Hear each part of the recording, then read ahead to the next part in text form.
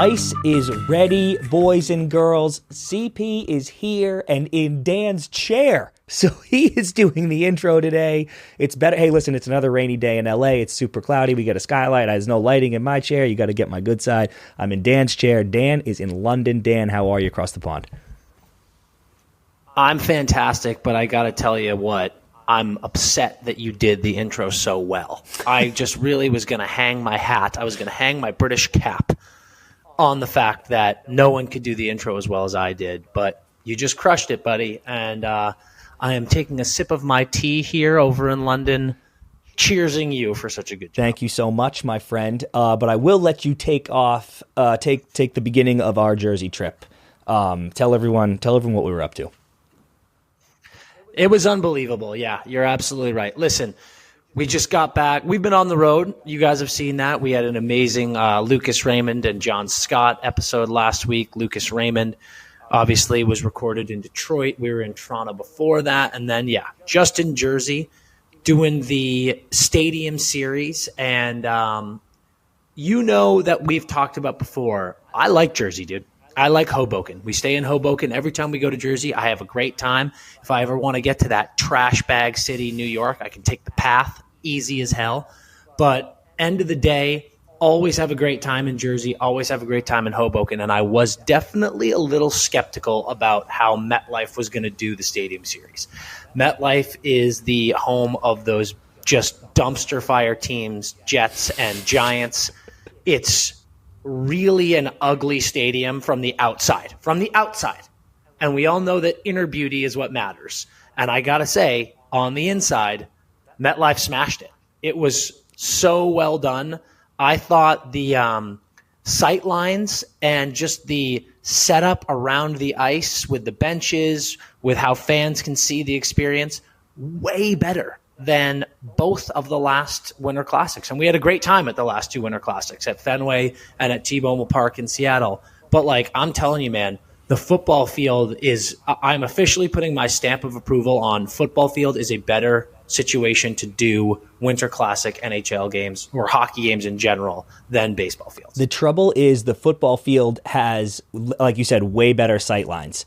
Bad seats at the baseball stadium. The baseball stadium just looks cooler to have a rink in it than the football. Like the football stadium just has the rink in the middle and you're like, cool, it's like a smaller football field and we can all see. The baseball stadium, just that picture of like, oh, there's a fucking rink in Fenway Park is a cooler visual. I hear you. It's not worth it, but it's a cooler visual. I hear you, but I think it might be baseball park dependent. A rink in Fenway looks sick, but I don't think a rink just in any baseball stadium necessarily looks better than any football stadium. Yeah, that might be right. It looked cool in T-Mobile, though. I got to say, it looked cool in T-Mobile. It did look cool. I won't lie, it did look cool. I was in Boston, too, before Jersey, at the Beanpot, caught up with our boy Will Smith, who they won the consolation game, so, we're not going to dap him up too hard, but it was pretty good. And then an epic Northeastern upset over BU in the final, so that was incredible. And I didn't think I was going to get cooler games at Stadium Series than I got at the Beanpot. But I think I did, dude. Those games were an absolute tilt. And you know what else, Dan? Credit to the fans out there. We talk smoke to the Rangers fans all the time and whatever, but all four of those teams packed that tailgate for several hours before the game. They packed the barn. God bless those people with their backs against the lights in the 300 section at 11 p.m. on Saturday night in 20-degree snowsuits, dude. Warriors, absolute warriors. Warriors, dude. And I'll say, there's a couple things I want to touch on before we get into the games. But fans across the board of all four teams showed up and showed out. But I do want to give extra stick taps to the Devils fans because you get the little brother label. We talk about it with Greg later in this episode. But damn, did they pack that place on Saturday. And then shout out to the Rangers fans. I mean this with love. You are the most obnoxious people in the world. And at an outdoor game with tailgating and stuff, that's exactly what I want fans to be. Like Rangers chants everywhere, old school Rangers jerseys and, leather jackets everywhere. People drunk as fuck, just going hard, 10 out of 10 stuff. really impressive from the Rangers and Devils fans. Before we get into the games itself, I gotta say, dude, Blakey, you finally took your first hit on these trips. Blake joined the team at the top of the year, and we've been going hard on all of these trips. It's like every other weekend we're flying somewhere else, and Blake has been an absolute warrior. This trip finally got him, dude. I think you have neurovirus. This kid's just been puking his guts out for 3 days. Well, yeah, initially I thought it was like just a 24-hour flu, oh, whatever, we'll get through it. But so it was, Saturday we were at the game, we're at the tailgate, which was so cool to see tailgate and hockey together. But I clearly, awesome. California came out on me. I was not prepared.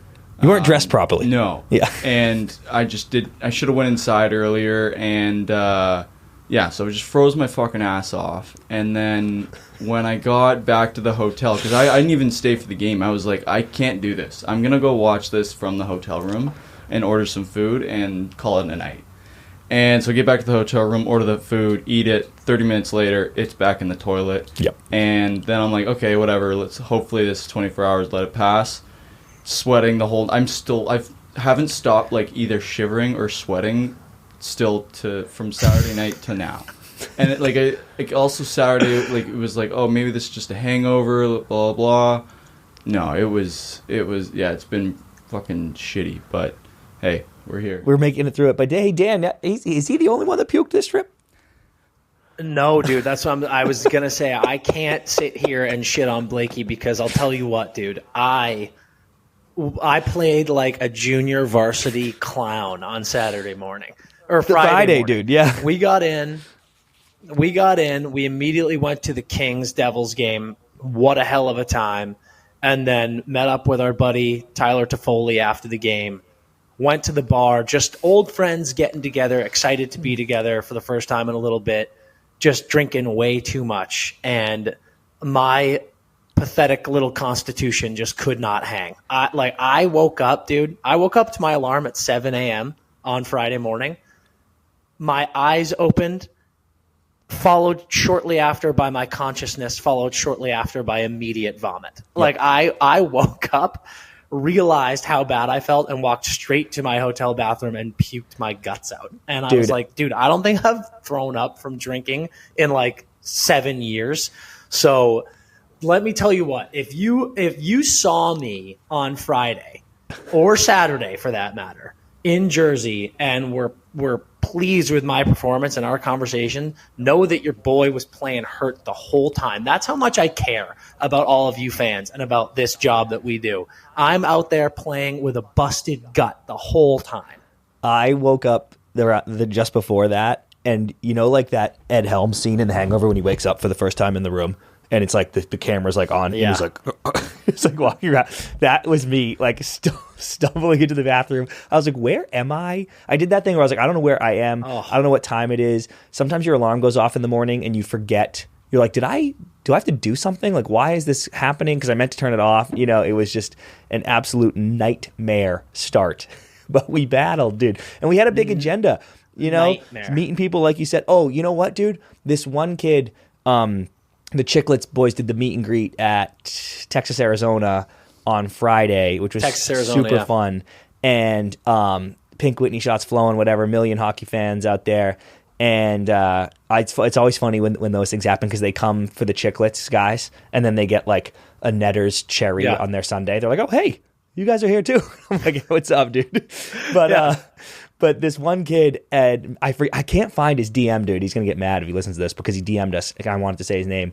But he made these shirts that have Biz's face on them. Oh, my God, with a clown nose on Biz's face. And he got Biz to sign it. Biz signed one for him. And I was like, that is actually a sick piece of merchandise, dude. So I'm so sorry I forget your name. When I find your DM, I'll say who you are. But sick swag. Thanks for the gift. Great stuff there, dude. And as always, just huge shout out to the Chicklets boys. We just have so much fun with them. They're so welcoming and awesome. So that was a great time. But also want to give a huge shout out to our boys from the late game. Yeah. Our buddy Jeff Sucker, self-financed and produced this really fun movie about beer league hockey, kind of one of a kind. You don't really get a lot of movies about beer league. Sure, we've got Shoresy, which is amazing, but this is the first one we can think of in feature film form. They did a cool little screening where they invited a bunch of people over. We went and saw it. Got to see R.A. whipping out the acting chops. I stole the show. He did, dude. He was amazing. Thought R.A. was amazing. But the two Jeffs get a massive shout out from us for inviting us to the film, bringing us in to be a part of it. It was such a good time. And, they're on Instagram. Go check them out, the late game film. And they'll be doing some more screenings here and there. So can't wait for that to keep buzzing around. But what a fun experience that was. If you played beer league hockey, it is the most relatable content you have ever seen in your life. Every character, there's a guy, you can tell who you are on the team and who your boys are on the team. All the rink people, it's wonderful. High recommend. But as far as the games go, dude, really don't think that we could have asked for better entertainment. I mean, we saw the Devils lose a frustrating one on Thursday to the Kings. Came into this game, it's a home game for the Devils against Philly for sure at MetLife. So they came in and they're just buzzing from the jump, dude. We got a goal in the first 30 seconds from the captain himself. Toff watch is back. Toff got on the board immediately, hit my anytime goal scorer bet. How are ya? And they just put out this unbelievable drubbing of the Flyers. It was amazing to see. The fans were going fucking nuts. And then the next day, we get a goal in the first minute again. Minute and a half, I think. Minute and a half, I think, but it was sick. Yeah, minute and a half. Okay.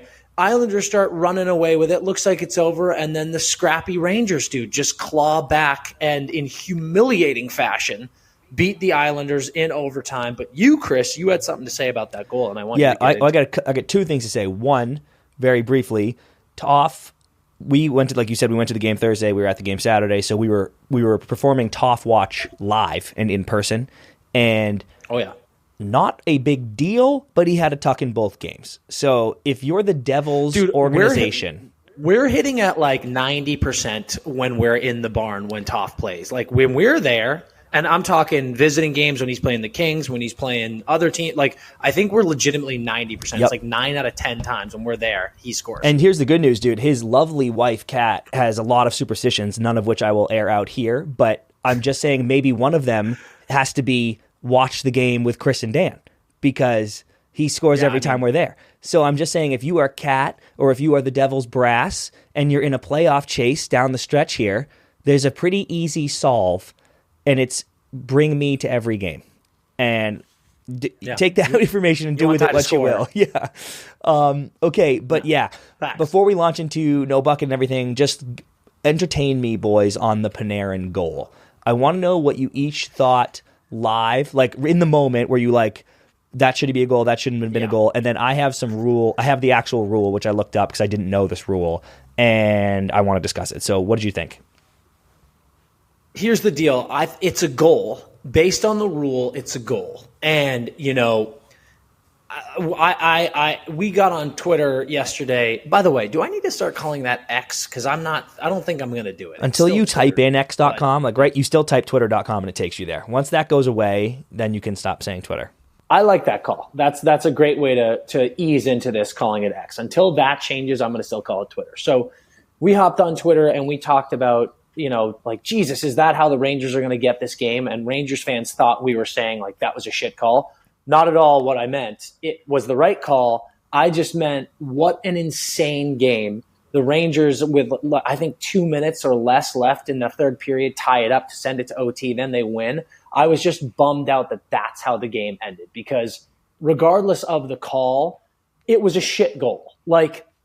Really horrendous turnover by the Islanders. Panarin comes in, makes a good move, and then Dobson makes the play of the game, sliding in behind the goaltender, blocking the shot. And then the puck goes off Dobson, bounces off, I think, the mask of Sorokin, and then goes in the net after the net's been knocked off the pegs.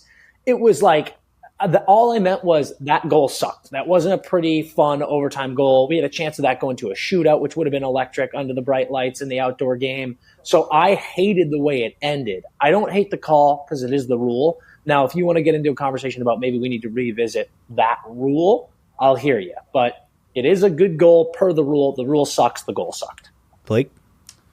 I think it should count. Like it's unfortunate with the way the net's not on the net or on the moorings anymore, and the puck goes in. How are we counting that? But it's like, how did the net come off? Yep, the Islanders player. So, like Dan said, it's a shitty way for it to end, but for it to end figuratively, but like emotionally, that was a pretty exciting comeback for the Rangers, and then they win it really quickly in overtime. And they were kind of the home team there. It's shitty the way it happened, but I mean, I agree with the rule. Yeah. Okay, I agree with the rule, and I'm going to say the rule. And I agree with the rule, but I disagree with the interpretation of the rule in this instance, and I'll tell you why. The rule is for people that don't know. If the puck has been shot already, if it is off a shooter's stick, and then the net comes off, accidentally or intentionally, and I used to think it was only intentionally, but it's also accidentally, because in my initial frustration with that call was like, because Dobson turns it over, right? That was him too? Yeah. Dobson turns it over, but then he also blocks the shot. Incredible play. So Dobson turns it over, and if he had just pushed the net off and Panarin shoots it over the red line, I'm like, it's an obvious goal, dude. You can't just push the net off. But my initial frustration was he makes an incredible block, which he does before hitting the post. He hits the block.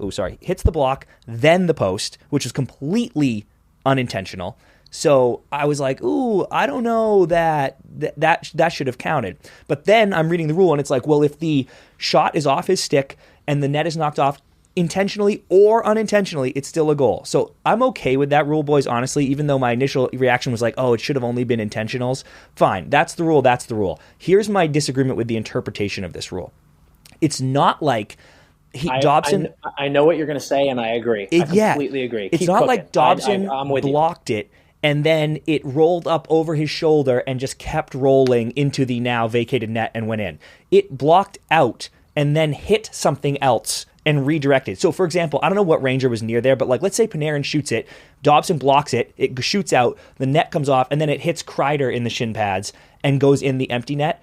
They're saying that would be a goal, and it would be Kreider's goal, and I'm like, that shot didn't happen before the net came off. That shot happened way after the net came off. So my argument is the net came off, then it hit Sorokin's mast, and then redirected back into the net. To me, the second it goes back out, it hits Dobson, it is now going out of the goal. If it ever comes back towards the goal, that has reset when the puck was released, in my opinion. And I know they're like, it never stopped. Panarin shot it and it never stopped. But I'm just like, it can't fucking pinball 50 fucking times when the net's been off an hour ago. I was going to say, I actually think, and I'm pretty sure per what you said, this is the rule. If that had gone off Dobson, then off Kreider, it would have been a no-goal. I agree. I agree with that. But I'm with you, dude, in that, I would go as far as to say, if a player is making a legitimate hockey play and that knocks the net off, that should negate the rule. Because Dobson didn't come in and just blow the net off. He also didn't slide in behind Sorokin and knock the net off, but the puck never hit him. Since he made a block of the shot before knocking the net off, I'm like, rule is negated. That was a hockey play that led to the net coming off. And I'm kind of like, dude, I'm not going to penalize a guy for blocking a shot and then his momentum knocks the net off. That's just a good play. Sorry. There's clearly you can't call him knocking the net off intentional if he blocked the shot first. Yeah. So even that makes me be like, I would negate the rule because of that. But then I agree, dude. It's like that shot happens and I get it. Again, it was the right call. Because the shot technically hit Dobson, hit Sorokin, went in the net. The puck never stopped from said shot. But I'm like, if the puck hits two things, even one thing, no, that doesn't make sense because if it nicked him. But if the puck hits two things and changes direction, I'm a little bit like, fuck that, dude. It's that's why I didn't like it. Again, it's the rule, but yeah. It's like fucking the Happy Gilmore final putt. As long as Happy hits it, the net can get knocked off and it can fucking go down the fucking whole cell phone tower, hit the car, hit this guy, and then as long as it goes in the empty net, they're like, well, he putted it 8 hours ago. And I'm like, that is fucking dumb, dude. Yeah. There's no net. It's like one of those things that there are absurd circumstances that could make this rule be like, well, no, that was still a goal. Like, it's like someone shoots the puck from their own end and the net gets knocked off and it like hits the skates of 5 players and goes in there, like, that's a goal. I think we need some qualifiers to this rule, because for me, my biggest thing was Dobson made a great play on the puck and then the net came off. And I'm kind of like, I would wipe that rule because Dobson blocked the shot, then the net came off.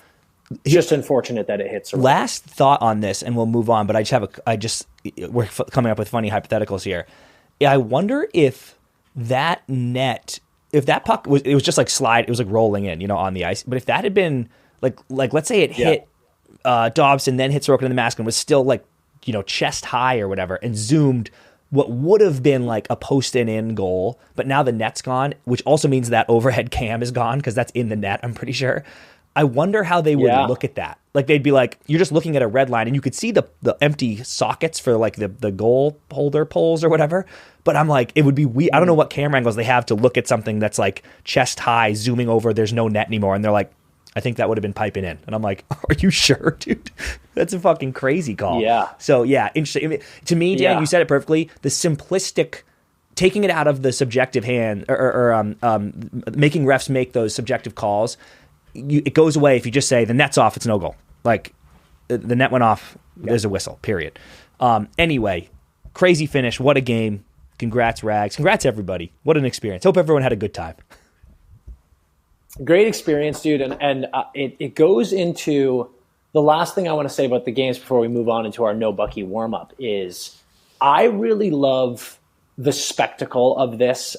There was something really, really special about this stadium series being 4 teams in a very close proximity playing in an arena. It almost felt like a round-robin type tournament. And it allowed 4 different fan bases to be in the same general area, to tailgate. I mean, Blakey, you said it earlier. We need to figure out a way to normalize tailgating in hockey because, oh my God, hockey fans are right there up with the caliber of football fans in that they will show out for a tailgate. And I think that this goes very similarly into our conversation that so many of you fans and so many of the listeners and followers shit on, which I couldn't believe. Dude, in-season tournaments, in-season cups, like things like, they're so fucking fun in hockey. It's like when we said, looking at the NBA, doing the in-season tournament, the NHL should do something like that. People were like, fuck that, fuck the NBA. And it's that mindset that we talk about. It's like, dude, stop thinking that doing things that the NBA does makes you like the NBA. Like, they're allowed to have good ideas. And it's like we said, do you hate the Bean Pot? The Bean Pot is fucking awesome. You listen to guys like Smitty. You listen to guys like Cutter. You listen to guys like fucking Charlie McAvoy, Matt Grizzlick, Jake Ottinger. These guys look back at their time at one of those 4 schools and they go, that was legitimately almost as important as the national championship to us. They're so cool to do. So something like an in-season cup, or if you did a cool regional tournament, dude, like, look at colleges, man. Colleges have those. Like, what the fuck is the college football one? It's like the Paul Bunyan Trophy or something. Yeah. It's not Paul Bunyan, but like Michigan State, when they play for a trophy, and the players care about this shit, dude. Like, how cool would it be if you did a in-season Original Six Cup? Like, the Original Six teams every year, they play in like a little round robin for the Original Six Cup.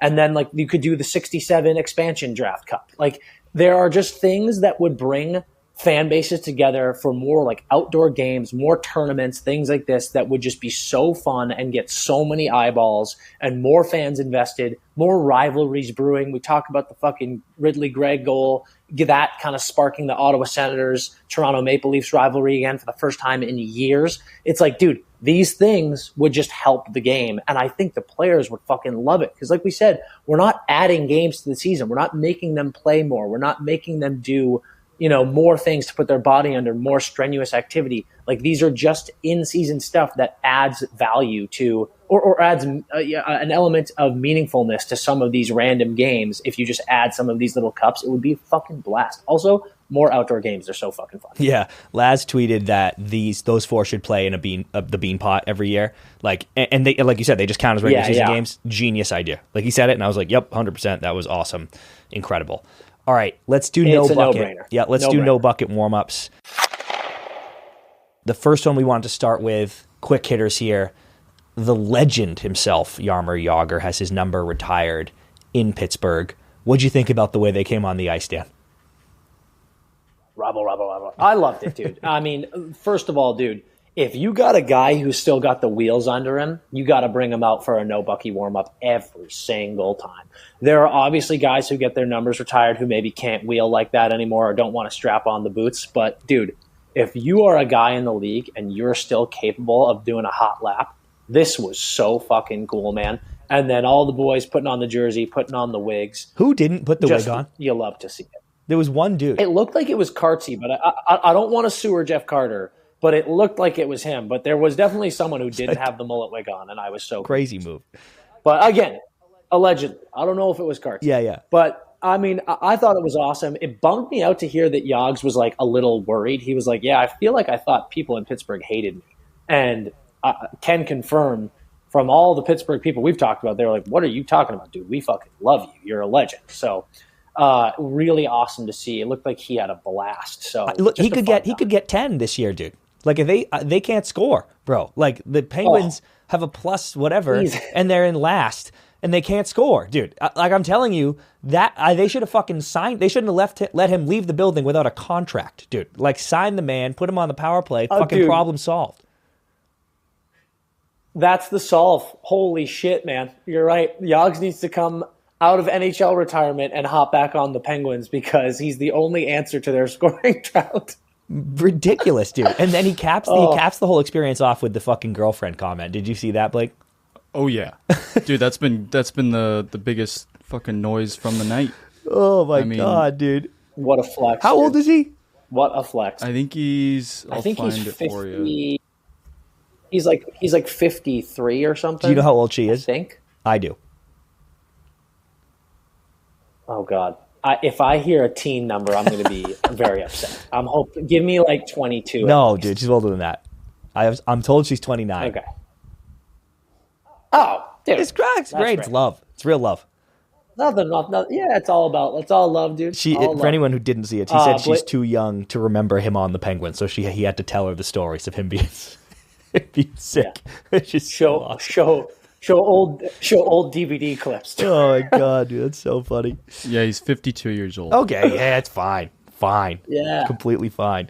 I mean, God, he looks fucking amazing. He really does. Doesn't he? He's still wheeling out there. The body looks in great shape. The hair, he's got the hint of gray in the hair right now. It's unbelievable, dude. I think we need to waive. They did it for Bobby or Chris. The Hall needs to waive the 3-year waiting period for Yogs because I think because he's technically playing professional in Czech, they can't induct him.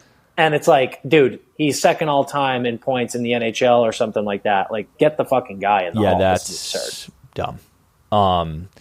Well, talking points, Dan. Talking Genos. Let's kick it over to Austin Matthews. Holy hell, man. This guy, I just don't know what to fucking say. It's, we talked to Kipper about him. We've chirped the Leafs plenty of times. They're on a nice little win streak here. Austin Matthews, back-to-back hat tricks. He's got 49 fucking goals, and it's February 20th at time of recording. I mean, are you fucking shitting me, dude? Scoring 50 in a season is like elite, and this dude has 49, and it's not even March. I don't understand what is going on. We gave him shit, or not really we, but Kipper gave him shit for this, and I thought, I'm siding with Kipper slightly here.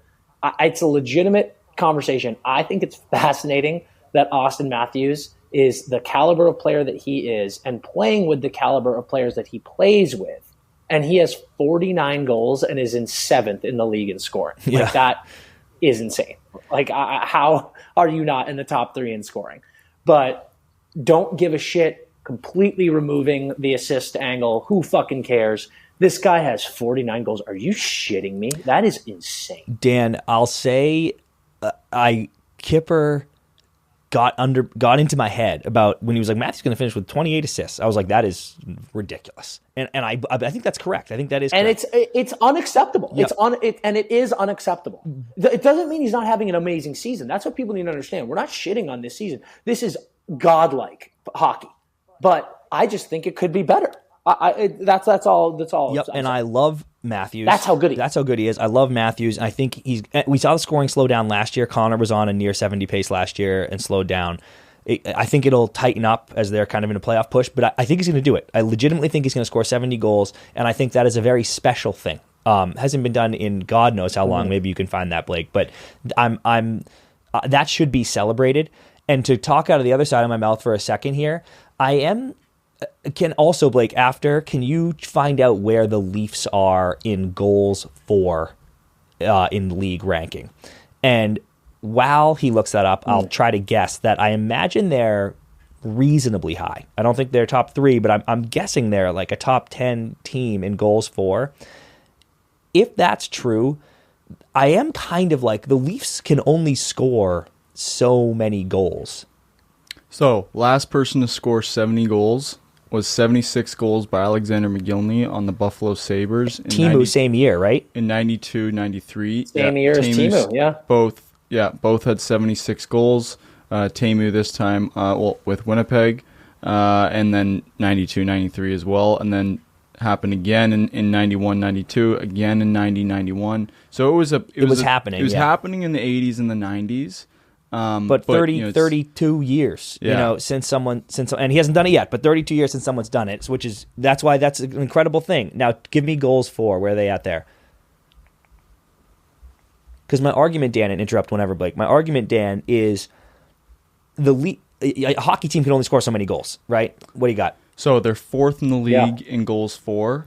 They're 4th in the league. So how many goals can they possibly score? I was guessing that they were top 5. So yeah, and my argument is like, it's not Matthews' fault. Like, people are going, or we're kind of going, he's going to score 70 and he needs to have 60 assists too. And I'm like, oh, so they have to score more goals than any team has ever scored in the history. There's only so many goals to go around. It's not his fault. He fucking scores every single one of them, So I am like, yeah, his assists are embarrassingly low, but also like they score a lot, and he just happens to fucking be the one shooting it in, and that ain't on him. He's on pace right now for 75 goals and 37 assists. So he's picked it up. Imagine that's going to come down a little bit, but yeah, you're spot on. Yep.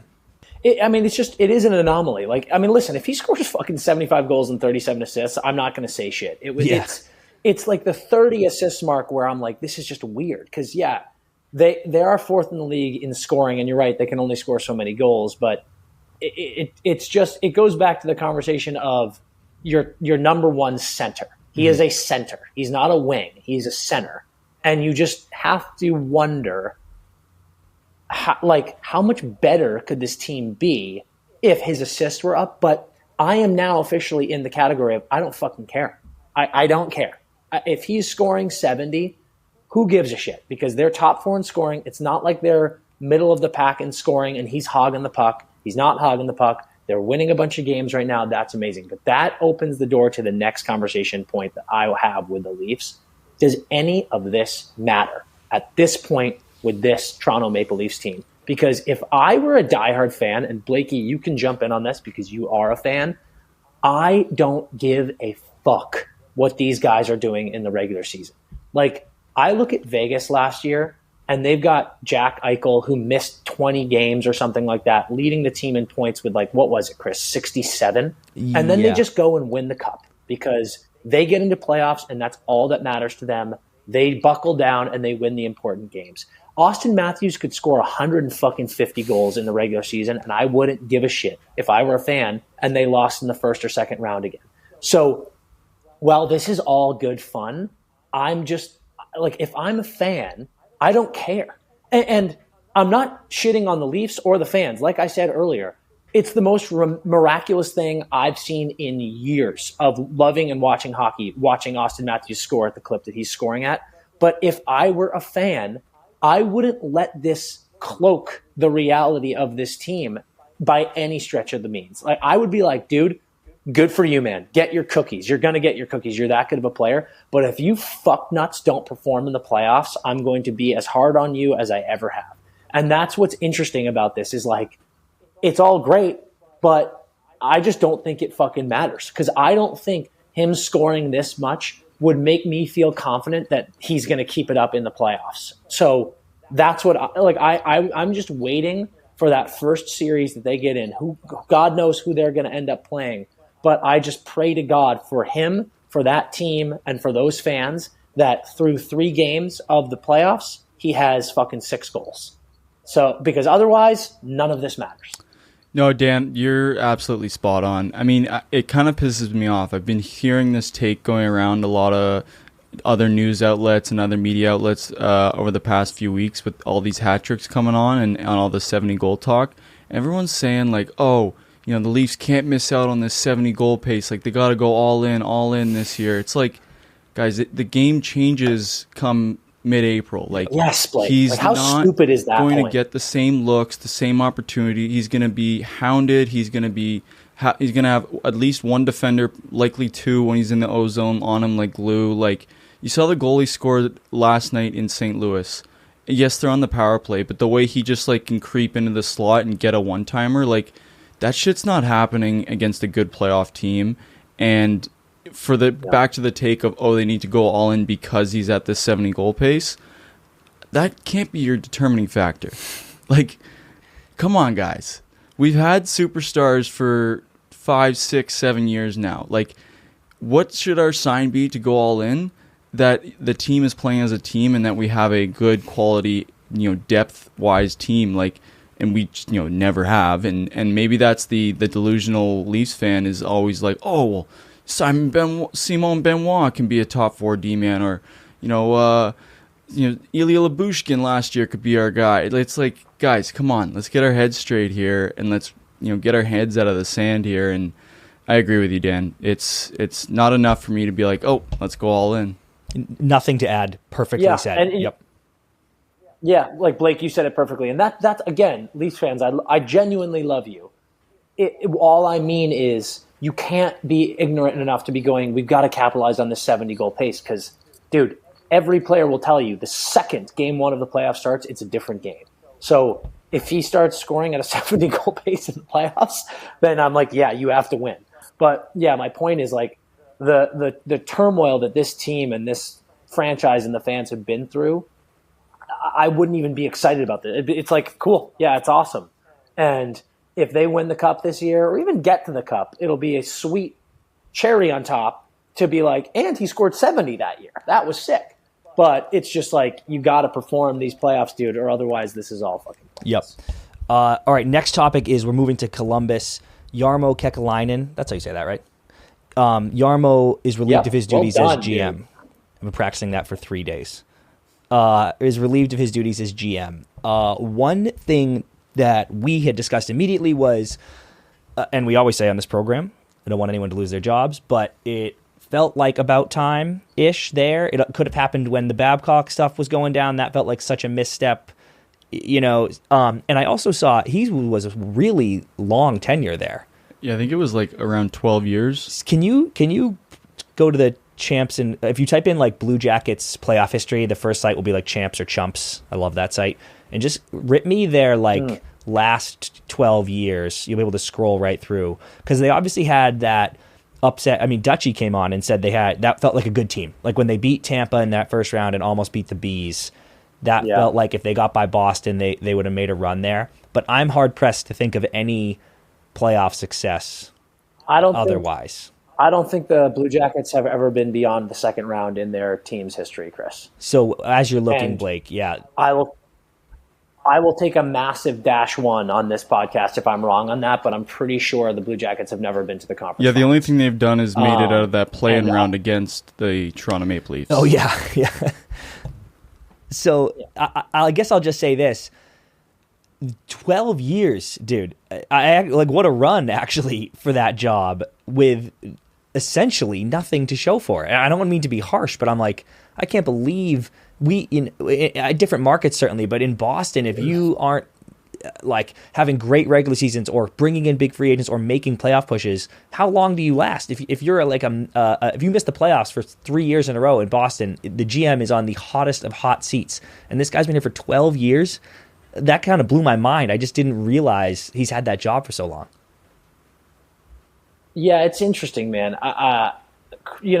Credit to Jarmo. I think he's made some great moves. He's made some great trades and some great signings. I think he's a good GM. But to me, yeah, this team has just had a lack of success. They've had some pretty solid players in the past, so you would think maybe that they should have gone a little bit further than they have.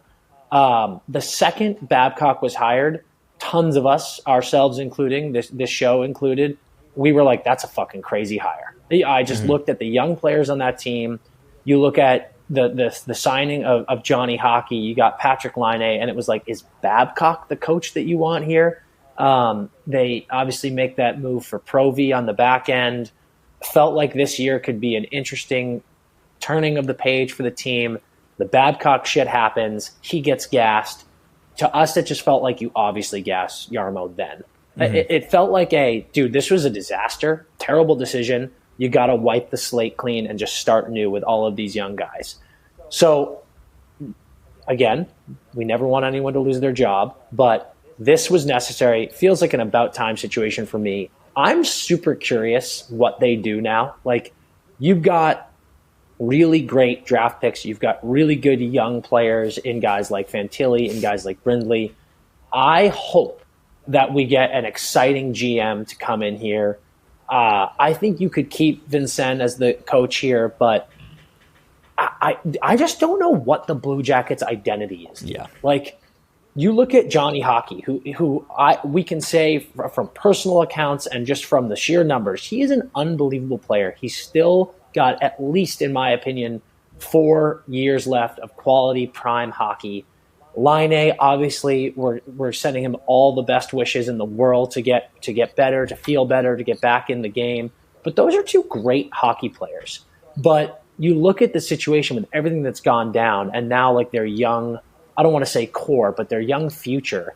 And like you really wonder, are those two guys part of the future? Are they still invested? If I were Johnny Gaudreau, there's a part of me that would feel so let down by this franchise with what's happened in the past couple of years. And I know that some fans would throw a pie in my face for saying that because they'd be like, we feel let down by Johnny's play. But I defend him every day of the week being like, dude, what a bad situation he's been in since joining that team. How do you expect him to repeat his over a 100-point pace that he's had in the past?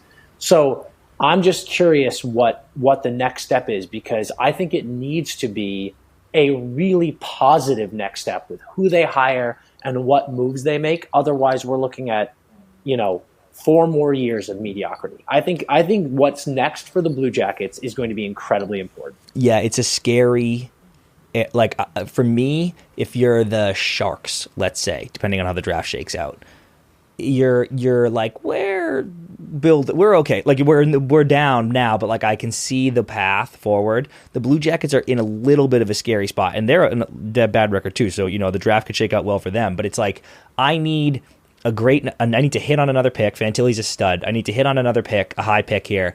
I'd love a free agent, a meaningful free agent, and then I'd love to see those players affect Johnny Hockey and Laine in a positive way, like help them produce more. Because right now, I'm like, if to your point, Dan, if they don't turn this around soon, I'm like, oh, you're in a get Laine and Johnny Hockey out of here to like rebuild again mode, and that sucks. Yeah, totally.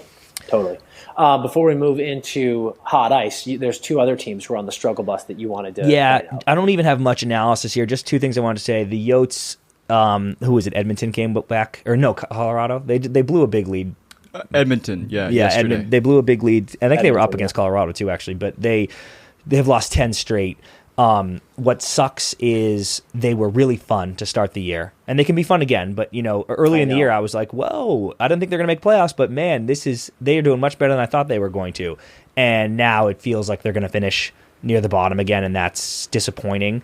And the losing compounds their home situation. Like when they were winning, and it's like the College Barn's kind of fun, and like someone's got to take them, they're awesome. But when you suck, it becomes a joke. They're like, and they're playing in a college rink, and no city wants. It's just like losing sucks. Losing hurts everything, but it really hurts that situation too. So I feel bad for them on that front, and I really hope they turn it around because I love a lot of the young players on that team. Completely agree.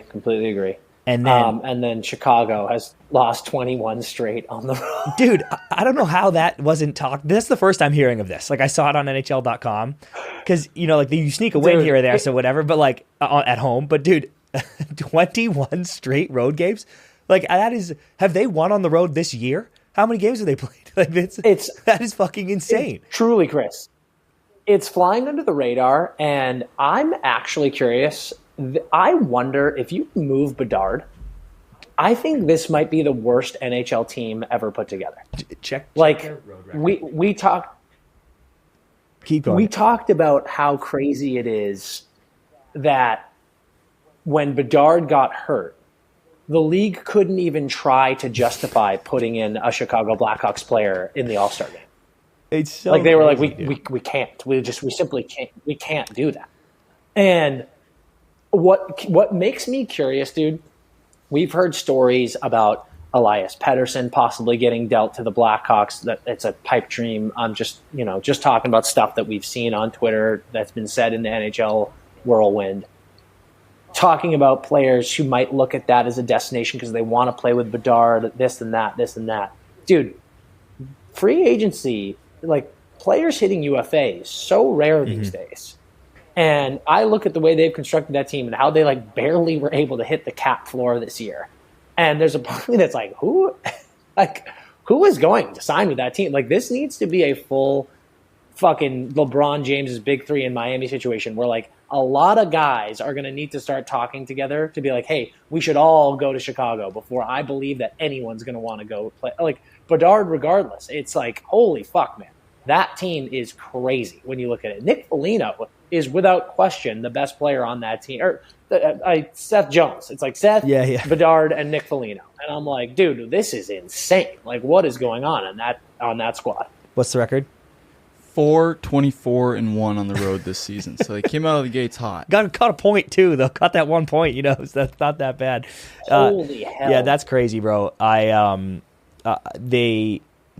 said it before, but they did like a fantasy thing, like a video game thing, where they were like, we're going to get Bedard, and then we'll just slowly build the team around him. I'm not getting stuck with any bad contracts or whatever. Yeah. We're going to suck. And I was like, damn, but, okay. Like we said, dude, it's going to start with fucking Macklin. They're going to get the first pick. Yep. They're going to take Celebrini, and then we're off to the races. All right, let's get into hot ice. If you guys aren't on your meal prep game already, you need to educate yourself about Factor meals.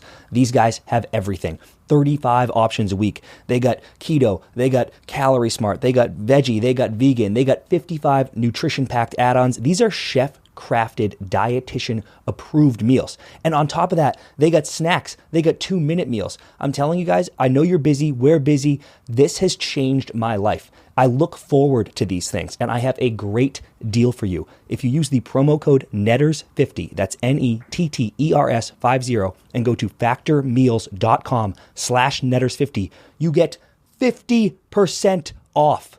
Are you kidding me? Take advantage of this right now. We've been talking a lot about these teams, especially with the Stadium Series happening, but the Metropolitan, dude, there's a lot going on right now. We've talked about the Met plenty of times, but I think that this one is super fascinating, and we've got a great Greg Wyshynski interview coming up that we can't wait to dive into, can't wait for you to hear, so want to save some of it for that, but just want to hit quickly a few of the teams in the Met and the situation going on. Rangers. They are looking for their 8th straight win tonight, Tuesday, against Dallas at home. Big game. They're kind of figuring it out, but big game. But something I want to talk about, I'm not taking anything away from the Rex, because, right, they were super hot to start the year. Then they went through some troubles, and the fan base was like, fuck, we are frauds. Like, everyone shits on us. Maybe we are frauds, but now they're buzzing again. But, dude, some of those wins recently, good win against Tampa, but Tampa's struggling. Or great win against Colorado. Let's start with that. Mm-hmm. Great win against Tampa. Tampa's kind of struggling. Win against Chicago. That, by the way, they blew a 3-goal lead. Yeah. Win against Calgary. Win against Montreal 7-4, And then obviously they come back and beat the Islanders 6-5. So you could argue some of these wins against brutal teams that are struggling. But the bigger thing for me, dude, is like letting Chicago score 3 on you, giving up 4 to Montreal, giving up 5 to the Islanders. My only thing is like, dude, I don't know what their plan in net is, because there are tons of people right now who are like, you ride quick, dude. You get into the playoffs, you start quick. And I'm like, that is fucking mental. But like Shesterkin has been not great this year. And I just don't know, like as high as you are as a Rangers fan right now, are you going to win playoff games giving up this many goals every game? Like I just don't see that as a way through, but they're winning. And, they got the scrap back. So there's part of me that's like, fuck yeah, dude. They're going to keep coasting here and take the Met. And maybe they have figured it out, but it does just feel like they are like this bizarre team that I'm like, you're winning games, I guess, but like none of them are in dominant fashion, but it's still confusing to me. The goalie is the concern for me. Can they win playoff games? Yes. Can they win playoff series? Yes. But with this level of goalie play, you cannot win the cup. It'll bite you. Too many rounds, too many games. It's going to bite you. Now, can they go in and go, I hope Shesty gets hot as shit in the playoffs? Absolutely. Absolutely. And you're not like trading for a goalie with the tandem you have. Like they're fine, but they need to snap out of it if they're going to win. So yeah, for me, they're giving up way too many goals. The other interesting thing, and maybe people have seen this, but the draft is at the Sphere in Vegas this year.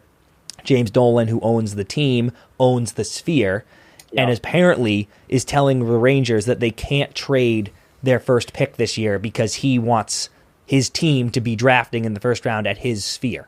And if people who don't know, James Dolan is tapped, dude, and he is ruining the Knicks. He's a criminal. He wants to do a band. He plays guitar in his own band, and they're awful. And like he's ruining everything he owns.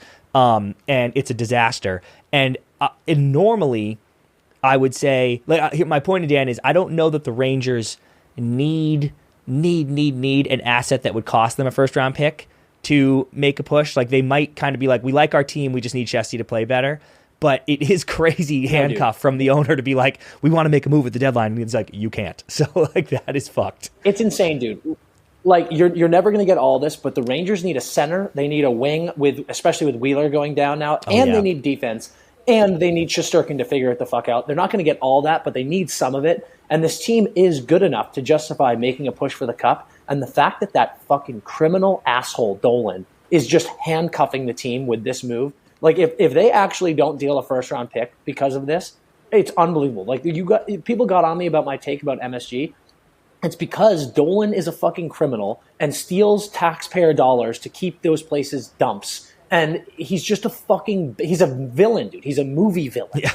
And if you don't let this team trade a first-round pick because of the draft at the Sphere, and you fucking cripple them and ruin their chances at making a run for a cup, like we need a full-on Van Helsing torches and pitchforks march to his gated mansion, because that is fucking insane. Like we need a hostile takeover to force him to sell the team if he actively ruins their chances of winning a fucking Stanley Cup. Especially if people make big moves. If the deadline does get spicier than we think, and there's like a lot of people changing hands in the East, and they do nothing. Yeah, it's like that's wild, bro. Okay, what about the Flyers, Dan? Wild. Flyers. My big thing with the Flyers was tough loss to the Devils in the Stadium Series. I thought the Devils beat the shit out of them. The game got really chippy. I feel like the Flyers were relying on like chippy play, and it just did not go their way at all. They lost 5 straight in January. Then they won their first 4 in February, and now they've lost 2 in a row. We talked about the blow that was losing Carter Hart. Is that going to make them crumble? But then they won those 4 games, and it was like, oof, I don't know, maybe. But now they've lost 2 here, so keep eyes on the Flyers, because they're currently sitting in that third place spot in the Met, and I just don't know how long they can keep it up. So that's an interesting one. They've impressed me all year. I just think... Yep. Actually, here's what I think. The Flyers are going to hover at exactly the rate that they're at. Even with the Carter Hart loss, they're scrappy enough to just keep coming along like this, little up, little down, little up, little down. And it's on. It's going to be on the teams we're about to talk about to see if they can elevate, because they are better than the Flyers. Yeah. But I don't know, because they've been shit all year. So the Flyers are going to be here. There's the bar for you. And hey, Jersey, hey, Pitt, etc. can you elevate above that? And if you can't, then Flyers hold on, and good for them, by the way. But I don't think they're going to be like, we're surging at the stretch down the stretch here too. So, but I don't think they're going to implode either. I just think they don't, they're all right. Absolutely, totally agree. And we talk a lot about the Penguins with Wish, so I don't want to go too deep in it. But the Penguins are 1-4 in their last 5. They lost on Yager night in a brutal, just only goal scorer. Surprise, surprise, Sidney Crosby. He's gonna score 40, dude. At this point, dude, he is, Chris. I just don't know, man. Like, they are 9 points back from the wild card with 3 games in hand on Detroit. Based on how they're playing, those 3 games aren't going to lead to 6 points, and even if they did, they're still 3 points back. I think they're done. Like, I'm officially ready to put a fork in the Penguins' playoff chances this year, dude. Again, not going to get into it. We can leave the wish part for it, but dude, I just think Dubas was brought in, and his goal was you need to build for the future, but you also need to try to win now. He tried to win now with getting Karlsson. It has not worked. You have to ask these tough questions of, are you sellers at the deadline? What are you doing with Gensel? And if you don't begin right now figuring out what the answer to those questions are, you're a fool. That's my only point with the Penguins. All I'll say is everybody knows I love the Penguins because of Sid, and I've long said, like, they're right there. It's fine. The problem is they are right there, like you said. They're 9 points back, but with games in hand, they're gonna be that close at the deadline that they're not going to fire sale. So they're not going to trade away all these assets. They're going to try to make a push. Maybe they even bring in some depth or whatever. But I'm officially like, they're not going to make it, and it breaks my fucking heart for Sid because what a year he's having. But they couldn't last year. End of last year, they had to beat the fucking Hawks one time, and they lost, dude. And you don't deserve it. And this year, post All-Star break, I was like, now or never, boys. And they're just 1-4. And I'm like, okay, I don't know what's missing and whose voices aren't being heard or why they can't step their game up, but they can't. And I hope I'm fucking wrong. I hope Sid makes it and he gets, whatever, they treat him right and he gets to do a little push here, but they are out, according to me. Yeah. The other team that I think is out is the Islanders, dude. They've lost their last 3, including a truly monumental collapse to the Rangers in that outdoor game. Like, that was just fucking pathetic. And we see their coach fired and Patty Waugh gets brought in. I don't know that I see Waugh and his general mental disposition being the perfect solution for this stretch of games coming up here.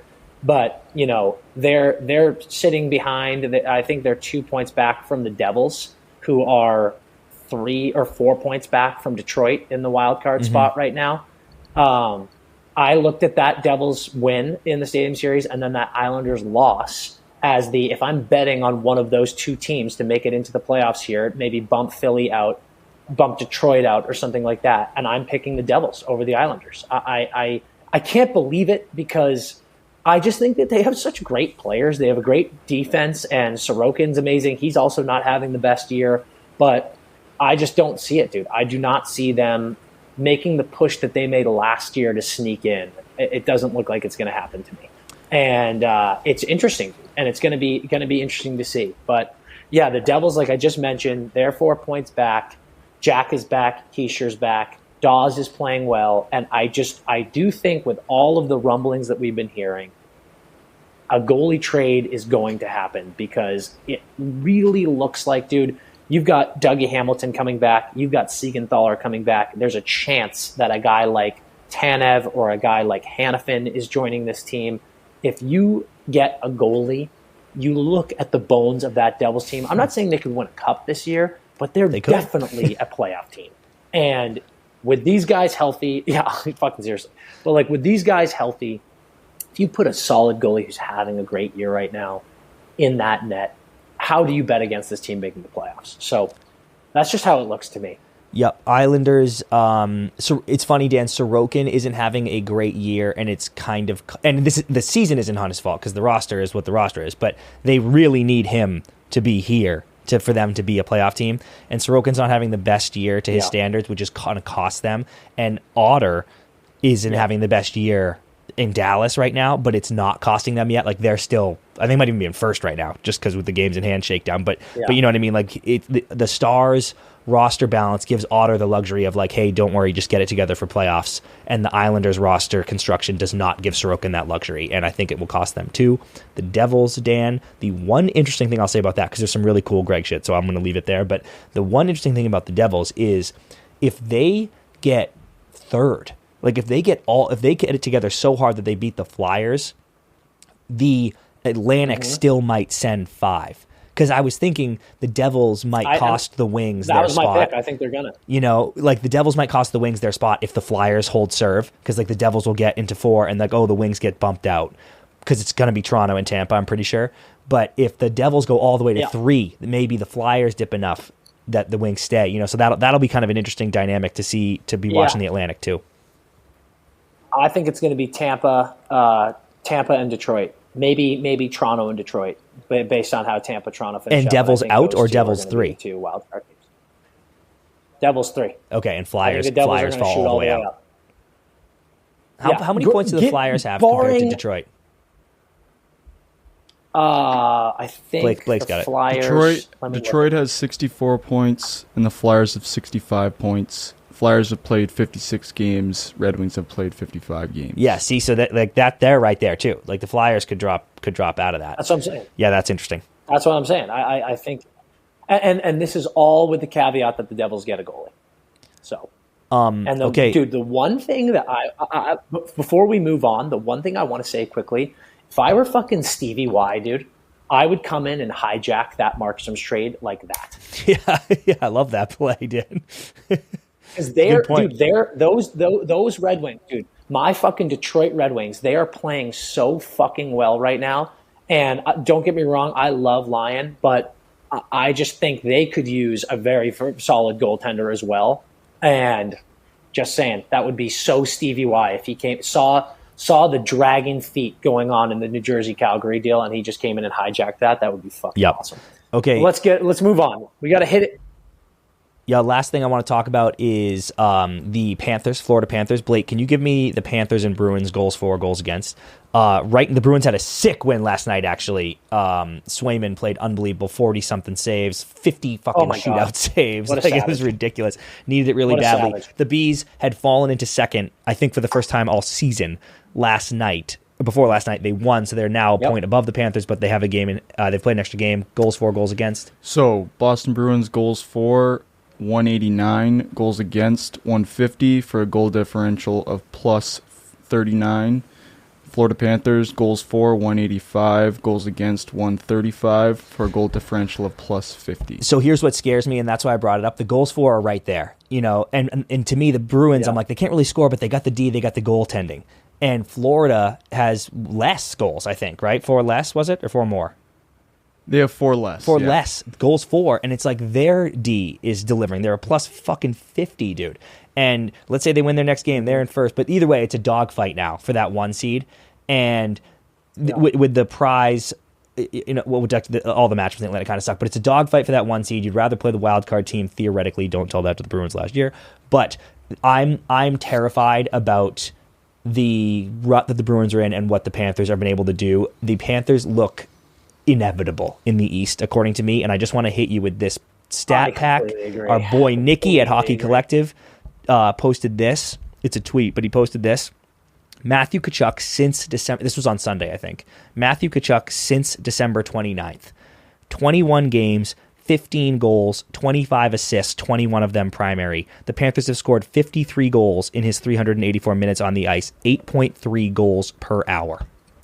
Are you kidding me, dude? And who at New Year's said Matthew Tkachuk is about to go fucking nuclear, you imbeciles?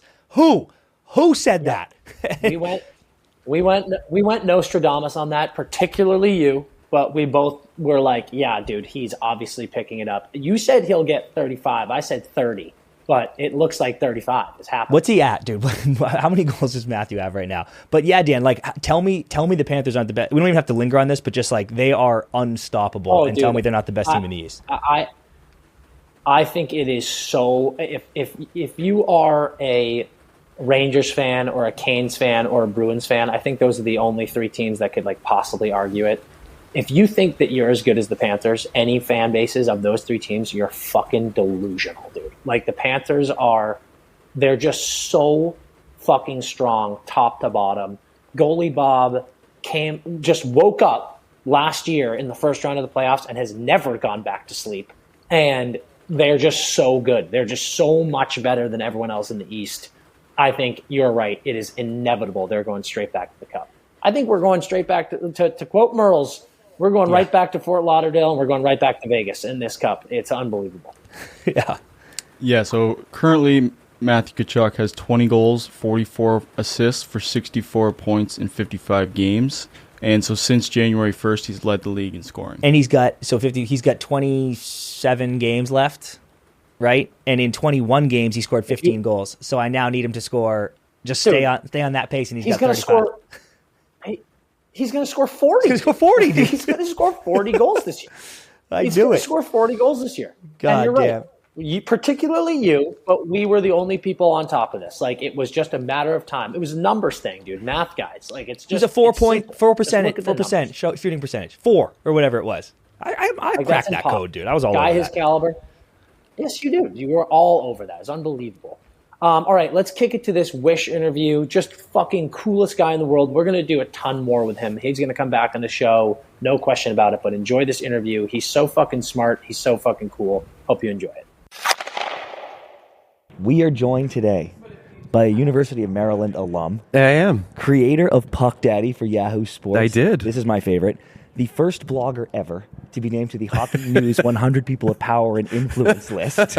Okay? Which went straight to his head. Multiple-time author, TV star, podcast star, radio star, current senior NHL reporter for ESPN, lifelong Devils fan, and Star Wars enthusiast. I am. Yeah. Greg Wyshynski, welcome to the Empty Netters podcast. It's great to be here. I'm a huge fan of the podcast, so this is a very exciting thing for me. And the 100 People of Power and Influence thing is so funny for 3 reasons. One, the highest I ever got was 93. Okay. And I was ranked ahead of agents and GMs. And Yeah. I was just like, GMs is a good one. It's so just stupid. You call that GM and you're like this, hey, if you want to get to the power level that I'm at, give me some tips. What's going on with the team? Can you tell me what trade you're going to do? Because I am more powerful and influential than you. Legally, you have to tell me, actually. Please consult the list. The second thing I love is that the first year, like you said, I was number 100.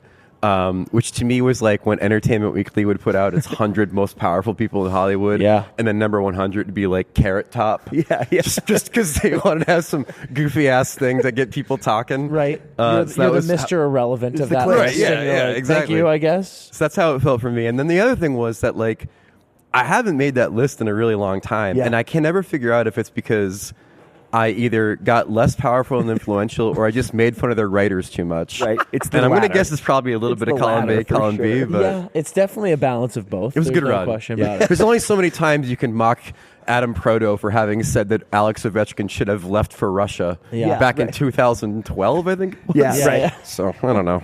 This just took us far, though. I want to say 2 things. One, congrats on the Yes. birth of your child. Oh, thank you. It's Yeah, amazing stuff. Yeah, it's great. Yep. She's great. Her name's Iris Winter. She was born in January. And I feel, it's like one of those things where you feel like things are going well and you're getting enough rest and shit. And then I showed up to the Stadium Series and I saw a buddy of mine and he's just like, hey, I see you've got those dark circles like I do with a newborn. I'm just like, and I looked in the mirror, I'm like, I look like fucking Benicio del Toro after a bender. I just got these discs under my eyes You now. don't even realize. It's like when you see yourself every day, you don't realize it's slipping, and then a friend sees you and they're Greg, like, I see oh my God, are you all right? And you're you like, got 2 different shoes on. Yeah. It's like you think you're looking good, and then you look in the mirror, and it looks like Michonne should be trying to kill you with a katana blade on The Walking Dead. That's incredible. okay, and then the next is. But wait, I have a question about that. Oh, yeah, okay. I saw you tweeted, welcome Iris to the world, and you were like, By the way, already... strong name. Yes. Iris? Yeah, Iris Winter. Ooh, we strong name. workshopped a lot, man. Yeah. How do you guys do that? I know that they do a swipe thing. Like you guys get apps and you can swipe on names, and if you swipe on the same name, how'd you get? We did that actually as a sort of a test, but what we did was we picked we had a list of 20 names. Okay. And so we picked a different name each week. and like just referred to her. Oh, I like this play. As that That's name cool. while she was like in my wife's tummy, and like to see if it felt right. Yeah, to see if it felt right. So That's like, a good move. like Matilda week didn't feel right. Yep. So we're Yeah, like, yeah. she's not a Matilda. Thank Matilda God, week by was the way. horrible. Stubbed my toe. It was Yeah. just a Right, disaster. right. Yeah. So like we got it down to a few names, and then like when we met her after she was born, that was the name. But it was a lot of stress. Yeah. Like for a real long time, like before we left the hospital, she was going to be Margot. Okay. And then Also good. like it's a cool name, but then we've come to realize that because of like the Barbie movie and shit. Yep. Like Margot is. Remember how every daughter was named Madison for a good like 2-year stretch. Yep. That's now Margot. Yeah. I think we swerved a little bit. Sort of It's good. like Yeah, there was you a gotta bunch say- of arias after Game of Thrones. Thrones. Like, Yeah. you don't want to be the Barbie movie parents. No, you don't wanna be the Barbie movie That's parents. not it. Yeah, That's not exactly. the answer for you guys. I like that. My question was going to be, though, I saw you tweeted introducing her to hockey and trashy TV. And I was like, what trashy TV are we talking here? Oh man, we watch so much shit. Any of the Netflix like dating shows, Yep. like currently Love Is Blind I got a new season. But the one that I think is probably the biggest like rabbit hole for us is that we're a 90 Day Fiance family. Yes. So we watch Wow. 90 Day, we watch all the spin-offs. Like we've been on that show since like the second season. OG fans, dude. Yeah, and we try to describe it to people, and it really does sound like you're insane. It's just like, yeah, it's a show. You know, these guys, they go to Thailand, they try to find a wife. They're like 60 but rich, and it's really funny. And you're just like, no, that sounds terrible. That sounds like trafficking. Yeah. Which I find myself when I'm pitching those shows like Love Island, for example, which I adore. Yeah. But when you're hard pitching those shows to friends is when you really start hearing yourself and you're like, listen, I have no problem that I enjoy this show, but I need to chill out a little bit on me trying to get other people on board because it just comes off way too insane. It comes off as way too insane, but it's become a cottage industry. Like there was a point in which every sports writer stopped talking about Bruce Springsteen and started talking about The Bachelor. And I don't know when it happened, but it happened. And it's a world we're living in. Yeah, like it became an acceptable thing to like let your freak flag fly and be like, yeah, I watched Love Is Blind. You know, I binge it. You know, I knew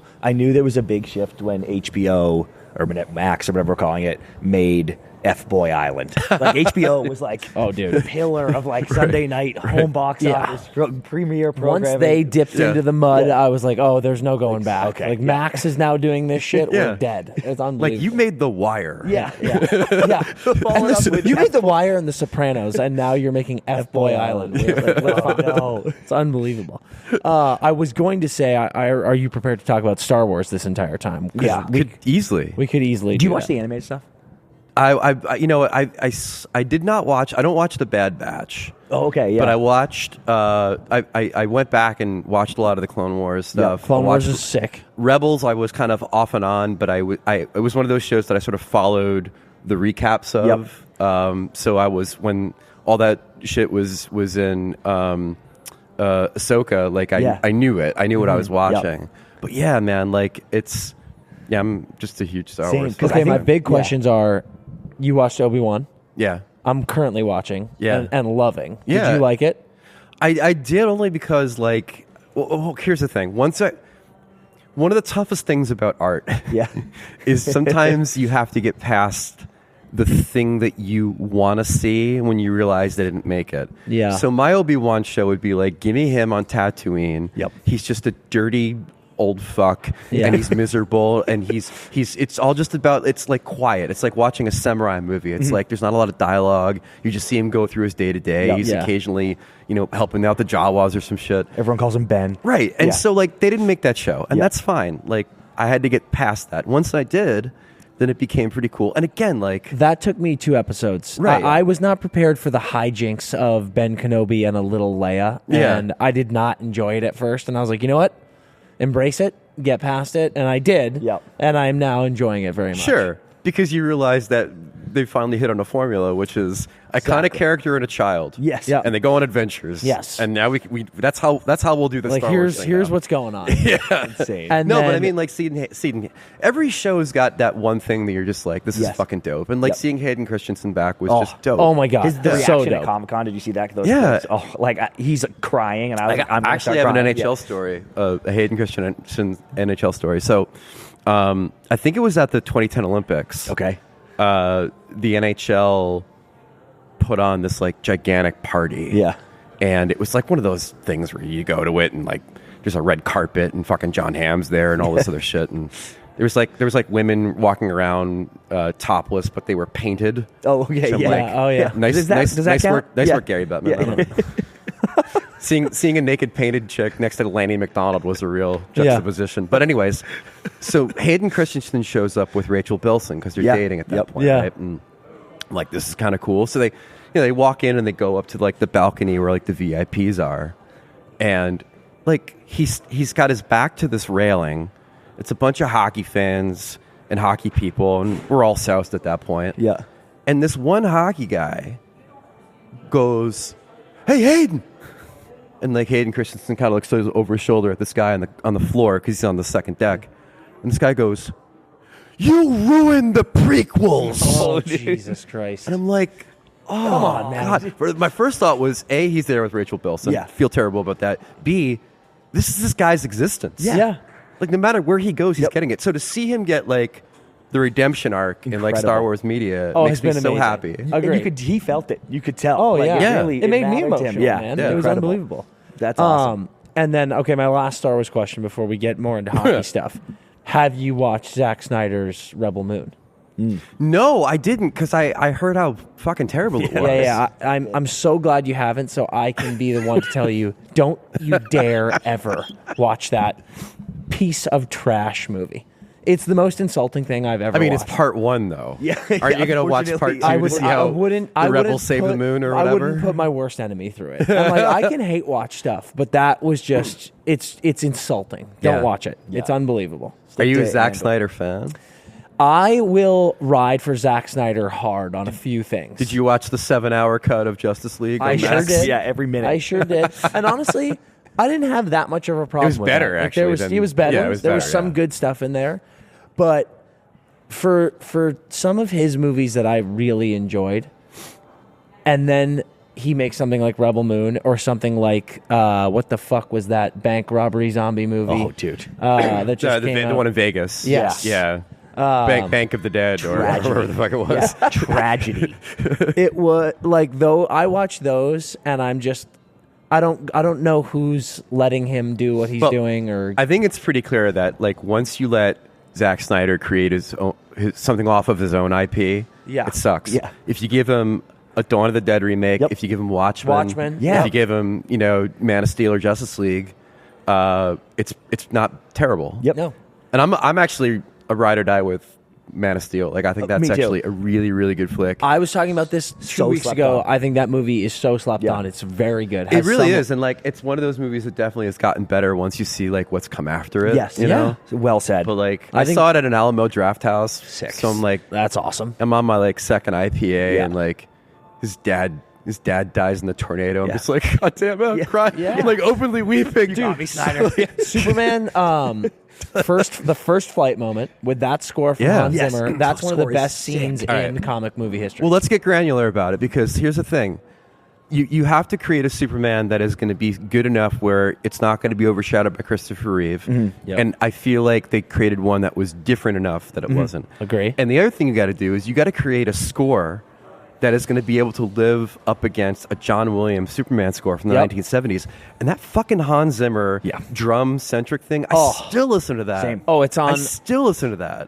That is on my Spotify Wrapped It's insane, every right? single year. Yeah. No Yeah. joke. That Flight is the name of that Yeah. song. Yep. And the it other one is when it's called unbelievable. Terraforming. It's when the Yeah. Yes. Zod and them come. So good. Fucking all right, boys. Dude, let's we go. Listen, we listen to Man these of scores. Steel. We listen to these scores when we go skiing. Justice And for Man of when Steel. when flight comes on and I'm skiing, it's fucking dangerous. 'Cause Yeah. I'm like, here we go. Like, Yeah. Dude, find it's me so the biggest true. jump. Yeah. I sometimes listen to like scores when I'm like driving. Yeah. And my favorite sci-fi score of all time is Star Trek II, The Wrath of Khan. Oh my god, dude. And like I'll pop that on in the car and I'll look at. I'm like, I'm going 90. Yeah. This is bad. I'll tell you what. and Wish. I think an officer would let you off of that. Like, pulls you over, you're sorry, like, sorry, "Where's sir. I was Rathacon?" listening to the part where they go into the Multara Nebula. And he's like, yeah, that's sorry. allowed. Go. My most recent funny driving score moment. A rare rainy day in LA. I was driving home from a dinner at night, raining, and the new Batman score came on. Oh, yeah. And it was like the Riddler theme. And it's just like that opening of the movie, like it's raining in Gotham City, and I was driving and I was like doing the Vengeance monologue like, in my head. That's literally what you're just driving yourself like, Alfred. Yeah. Like, holy shit, dude. Yeah, he calls me. I'm like, what are you doing a voice, dude? What's happening? I'm like turning down dark alleys looking for criminals. It was unbelievable. All right, we're gonna get off the rails here if we don't overcorrect in a second. We're here in Jersey for Stadium Series. Yeah. Had the Devils Flyers last night. Huge win for the Devils. Wanted to talk to you about where you think they are right now, because they're in critical mode here of needing wins. That was a huge 2 points yesterday. And you recently wrote you think they have a chance with the heartbeat of the fans being so palpable, with Jack back in the lineup, Nico's buzzing again. Mm-hmm. You think there's a chance of them getting that third spot in the Met? Yeah, not only making playoffs, but maybe make the playoffs. I think they're going to catch the Flyers too. Yeah? Like I think the Flyers, the bubble will eventually pop.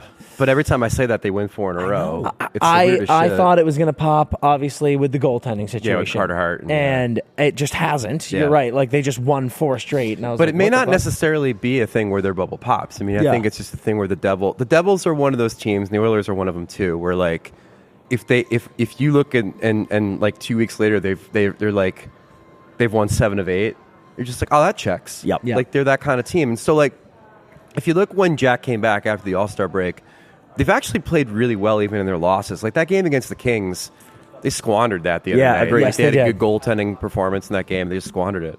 So you could tell they're feeling more confident. They're playing better defensively, which is the real key, because I think that's been what's kind of subverted them all season, is the inability for them to do what they did last year, which is to like rush up and down the ice, but also like get back and take care of your own in the zone.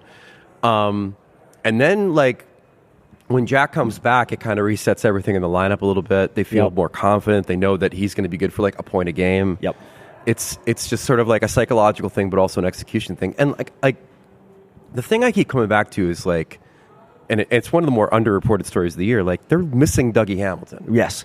And they're missing their top defenseman. Could he come back before the end of the season?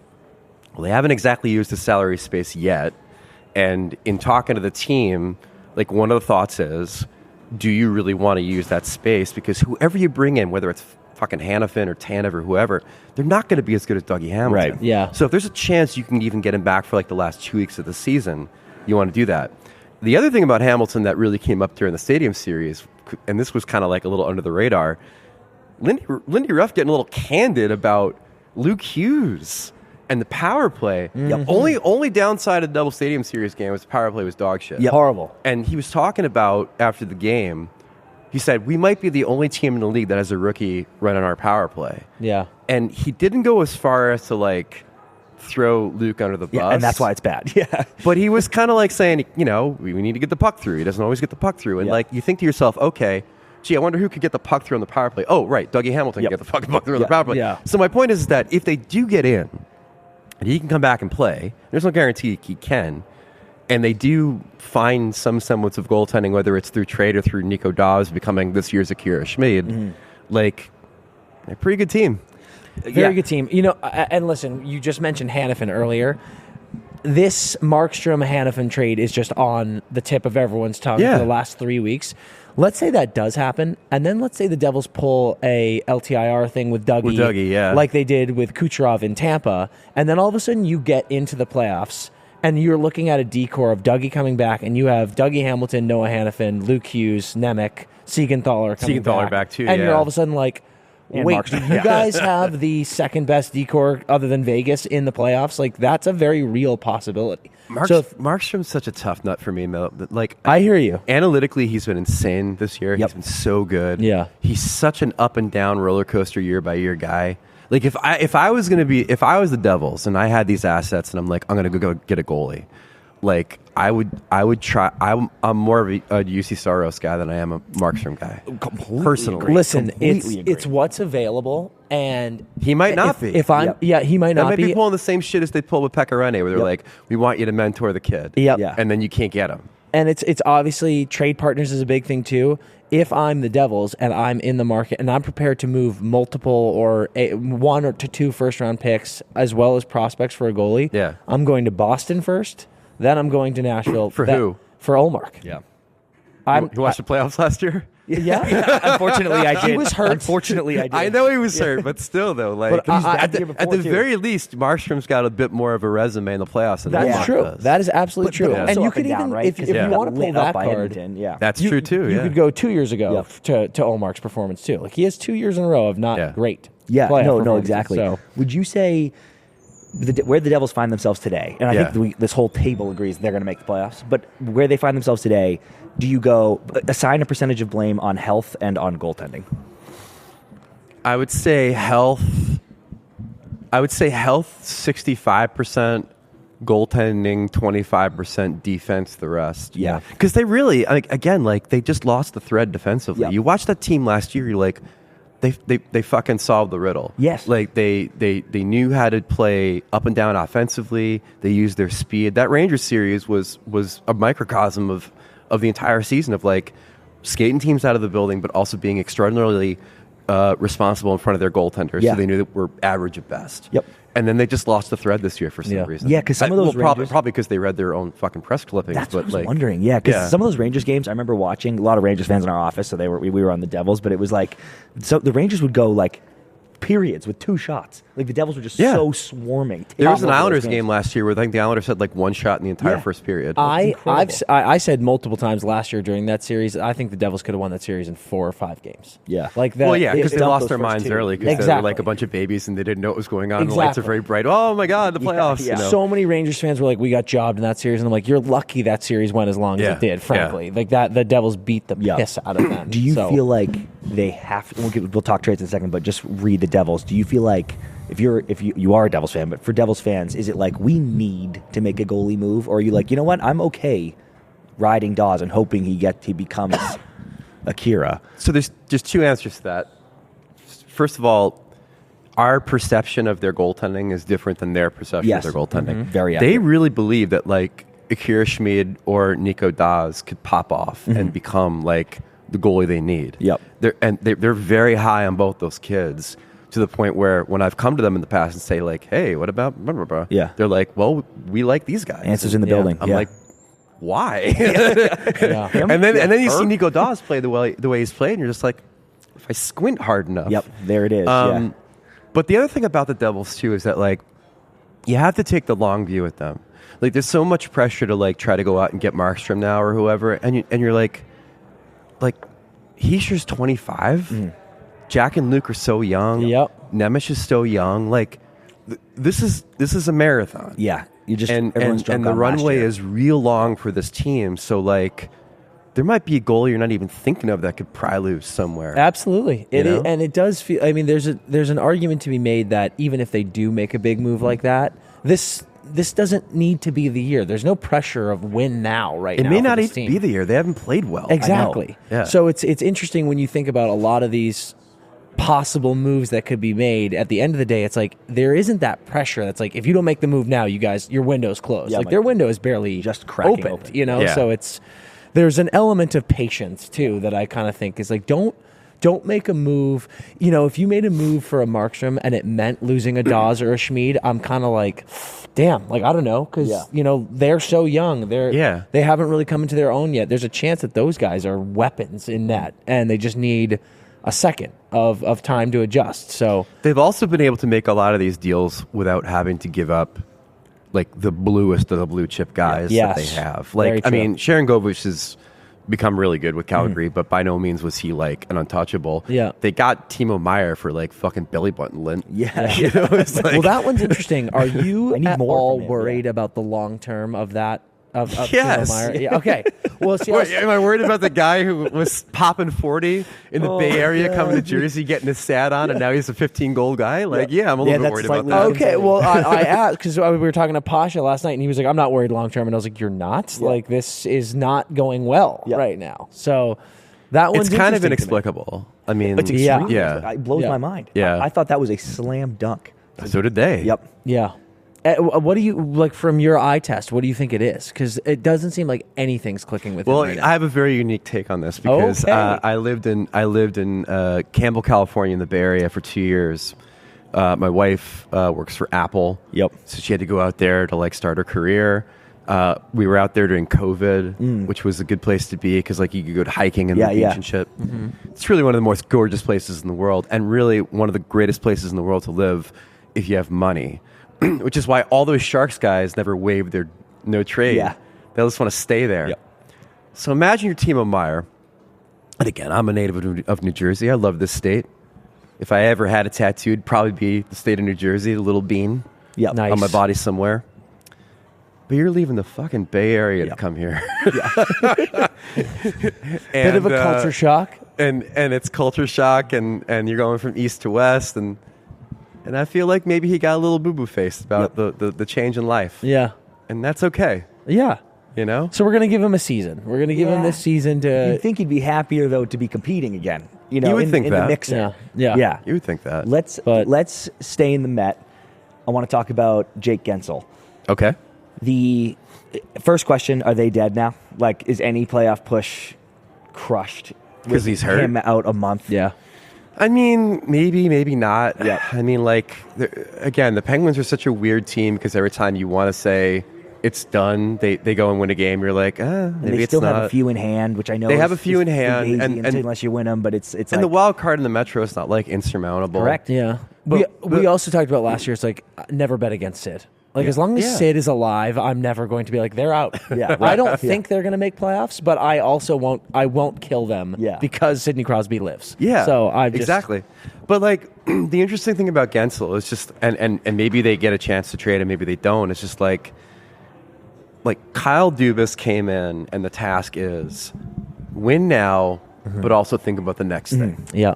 And to me, when I've looked at this trade deadline, and it's really funny how like as soon as Lindholm and Monahan go, it's like all the insiders like just lock on Gensel. It's like now that's the Gensel business. Yeah. Gensel's for the clicks. Yeah.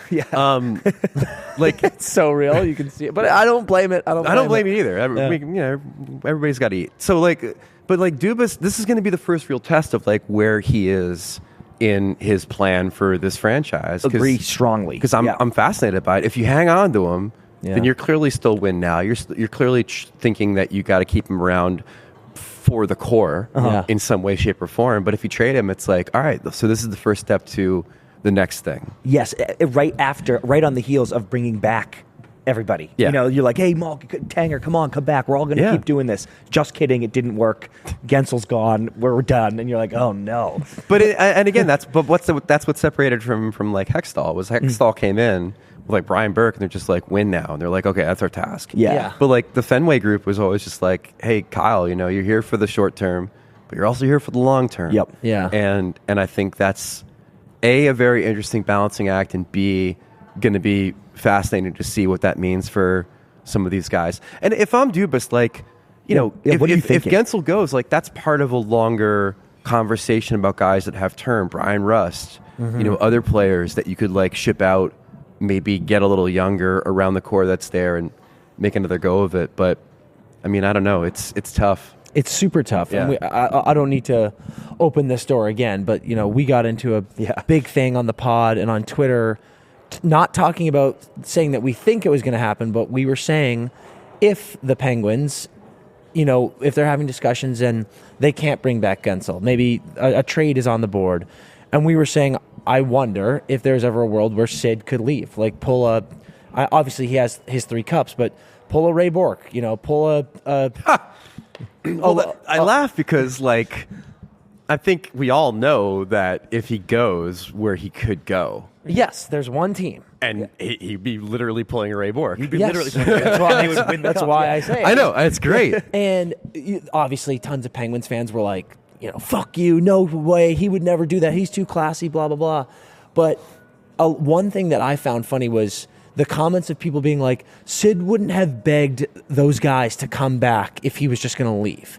And my response to that was, well, first of all, I'm not saying that Sid is just going to up and be like, fuck you, trade me. Yeah. I think it would be a longer conversation with the team, with management. But my bigger point was, when Sid said, Gino, Tanger, come back, they bring in Carlson, I don't think they thought they were going to be in this position. No. That's the biggest thing that Penguins fans aren't acknowledging is like that trade happened and everyone was like, uh-oh, look Penguins are out, gonna be Metro. good. Yeah. And we, along with a lot of other people, were like, I don't think this makes you as much better as you think. Right. And here we are, we're almost 60 games into the season, and they aren't great. They're in 7th. But he thought his best chance. I talked to him at the Players Tour about this. Like he thought his best chance to win was to bring those guys back. Yeah, and then which I don't blame him for. And then to import someone like Carlson. Yeah, because I mean, to Sid's credit, he wants to win in Pittsburgh. Yes. And to Sid's credit, I think he wants to finish his career in Pittsburgh. Yep. That being said, he's also, as you guys know, like the single most competitive person outside of Nathan McKinnon. Yeah. and like my biggest thing, and again, we can move off from this because we've talked about it enough, but my biggest thing is if Sid, playing at a 90-point pace still at this age, is staring down the barrel of the Penguins being like, we're probably going to miss the playoffs for the next 3 years. It's not that outlandish to see him being like, hey, it would benefit you, the team, to move me and get a lot for me, and me to let me see if I can try to win somewhere. Wow, again. the reverse Matt Sundin. I appreciate it. I like that. I just think it's as much as it hurts if the Penguins go, we're not making playoffs. I just think that there is a world where that could happen. Yeah. Do you think they'll sell its deadline? It really depends on how many points out they are. Yeah. It really depends. Like if they go on a bad fall with Gensel out. I'm going back to, I love the idea of Sid being like, hey, I did all I can. I'm gonna lead it now, and like Letang looking at Cap Friendly is like, wait, what the fuck? Yeah.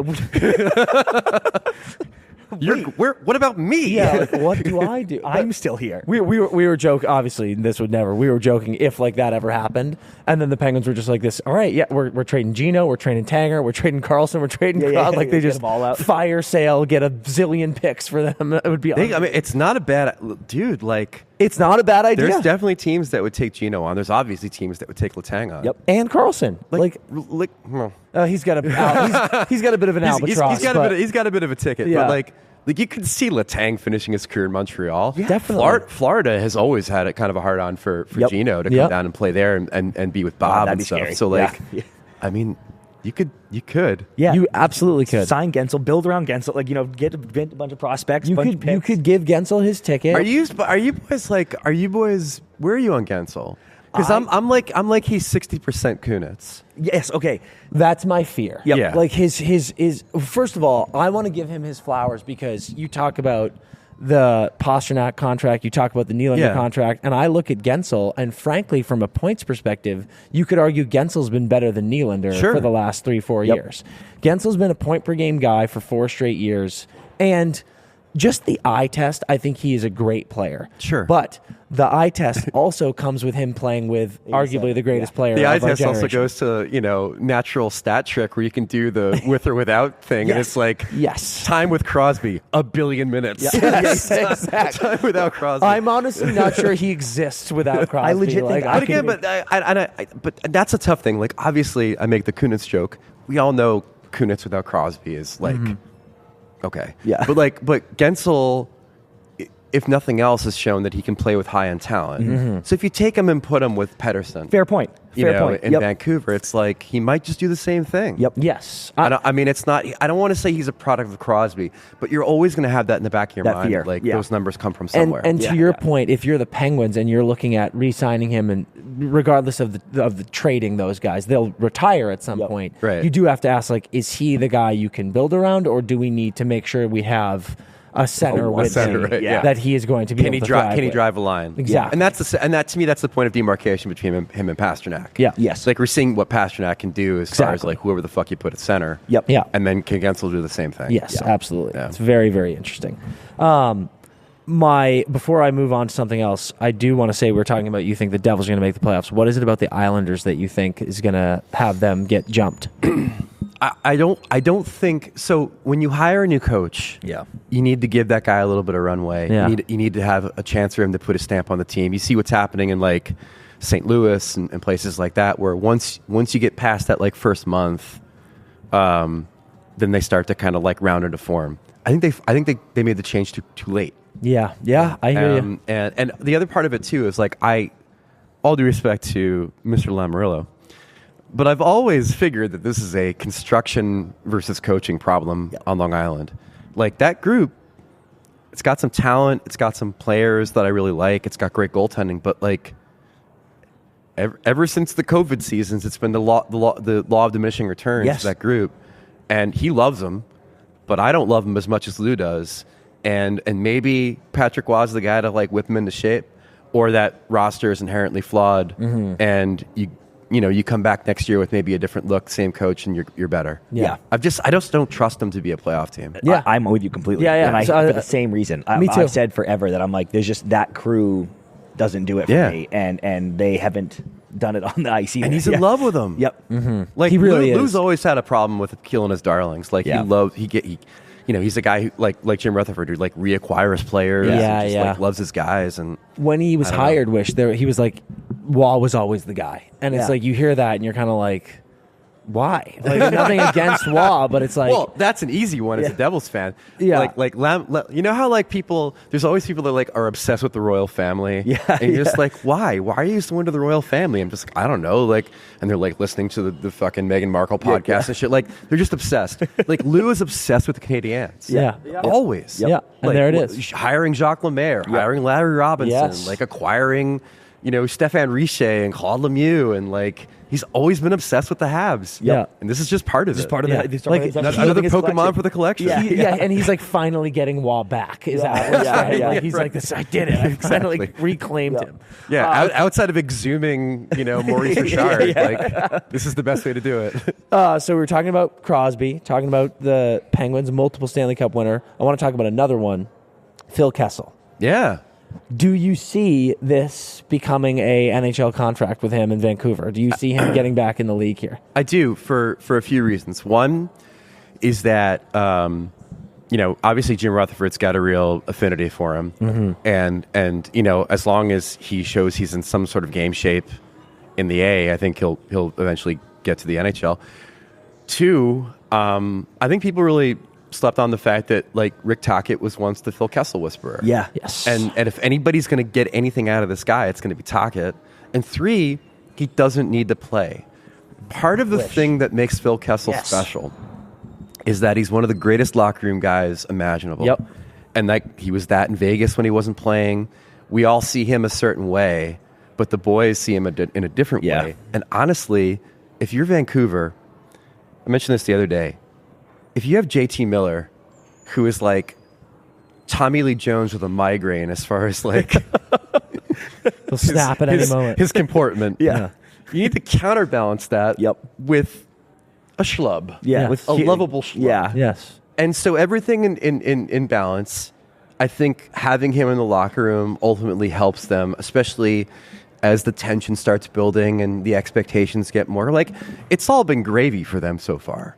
But eventually you get to the playoffs and now it gets real. It's some adversity. Okay, so completely agree with all of that. I think another thing that's slept on is I don't think people really realize how few of these guys on this Vancouver team have had legitimate playoff runs. Yeah. Like JT is really one of the big dogs who's been through it. Yeah. And having a guy like Phil who has multiple cups, was just with Vegas, and is like, listen, I can tell you guys what it's going to take to go 4 rounds here. That's totally a thing. And then I look at Vancouver this year a lot like the Devils last year, where it was like the Devils were on cruise control last year. They were just buzzing from start to finish. Obviously had that great series with New York, but then you get to the second round, a little more adversity, and you're in uncharted waters, and you're like, I don't know what to do here. And Vancouver's going to run into that same thing. Yeah. So many of these guys have never been in the playoffs. They don't know what a deep run looks like. So bringing in a guy that has a great relationship with Talk, who knows what it takes to win, and is just such a good personality to have around, I think it only does wonders. I think you're right. And I think like the way it's tracking, I mean, they could end up playing LA in the first round. I was about to say, the nightmare matchups in the Yes. first I round. mean, like fucking like you've never been there, and you're playing Kopitar, Doughty, Deneau, like all these old hands, and you're just like you need to have a little bit of sage advice in that room. Yeah. It's funny to think about like Phil Kessel being our rings in the room guy. Yeah. Like Phil, tell us the secrets to winning the Stanley Cup. And he's just like, I drink a bunch of Coca-Cola, just fucking hang out, dude. Like that's honestly what it's gonna be. But that's the type of stuff. I remember Eichel telling. He does such a funny Kessel impression. Oh but he was my telling God. us- He does a great. He Kessel, does a doesn't great- he? telling so us like good. in game, they're stretching before Game 5 last year in the finals, and he's like, "Boys, I'm not flying back to Florida. Like Yeah. we got to do Yeah. it tonight." It's Like, great. shit like that. It's Keeps you so loose. underrated. Yeah. It's so underrated to have a few of those guys in there, and like, and he's great for it. And not to mention, he's the type of player, like you said, he doesn't need to play that much. Phil Yeah. Kessel could win you one playoff game. Yeah. Because he scores 2 goals in 8 minutes. You know, and you're like, fuck yeah. You dude. said it best. He is, Pause on that. Yeah. I don't know how much he has left. Okay, that was my next thought. but I think that's it. Like you said it best. He's not going to be the guy if he signs. Yeah. And he's not in the lineup, he's not going to have a problem with that. No. And he is that guy. If you get into a deep playoff run here and you get a couple knocks here and there in the lineup and he has to suit up for 4 or 5 games, that's great. 8 minutes, stick him on the half wall. Absolutely. Like, I mean, that's what he is at this point, Yes. but that might be enough. Yeah, you know? absolutely. Yeah. It's like I think I like it. You know, it's just like it's a guy that's going to be a good voice in the locker room, and if emergency situation happens and you need to throw him in for a few games, that's great. I'm Yeah. happy to throw Phil Kessel into a lineup for 4 games. Like, Yeah, no big deal. I was surprised, and I guess this maybe made sense. I shouldn't have been surprised, but Talk's initial comments about it, because everyone was asking him, like, what do you Yeah. think? And he was kind of like, well, we'll see what he's got. I haven't seen him skate yet. And I was like, oh, damn. Like, I kind of thought he was going to be like, we're excited to have him around. But Like, that is one of those Yeah. funny things, right? It's like you said when we started this topic of what playing shape he's in. Like, we're not talking about Ilya Kovalchuk here. Like, Yeah. this Phil's 36, Yeah. you know, I bet and, it is, yeah. Phil was never in the best shape. Right. He'd be the first to tell you that. And had the game streak and everything. Like Yeah. he's in the sunset of his career. Yeah, for sure. Yeah. But I mean, like, I think it's fair to say, like, if he's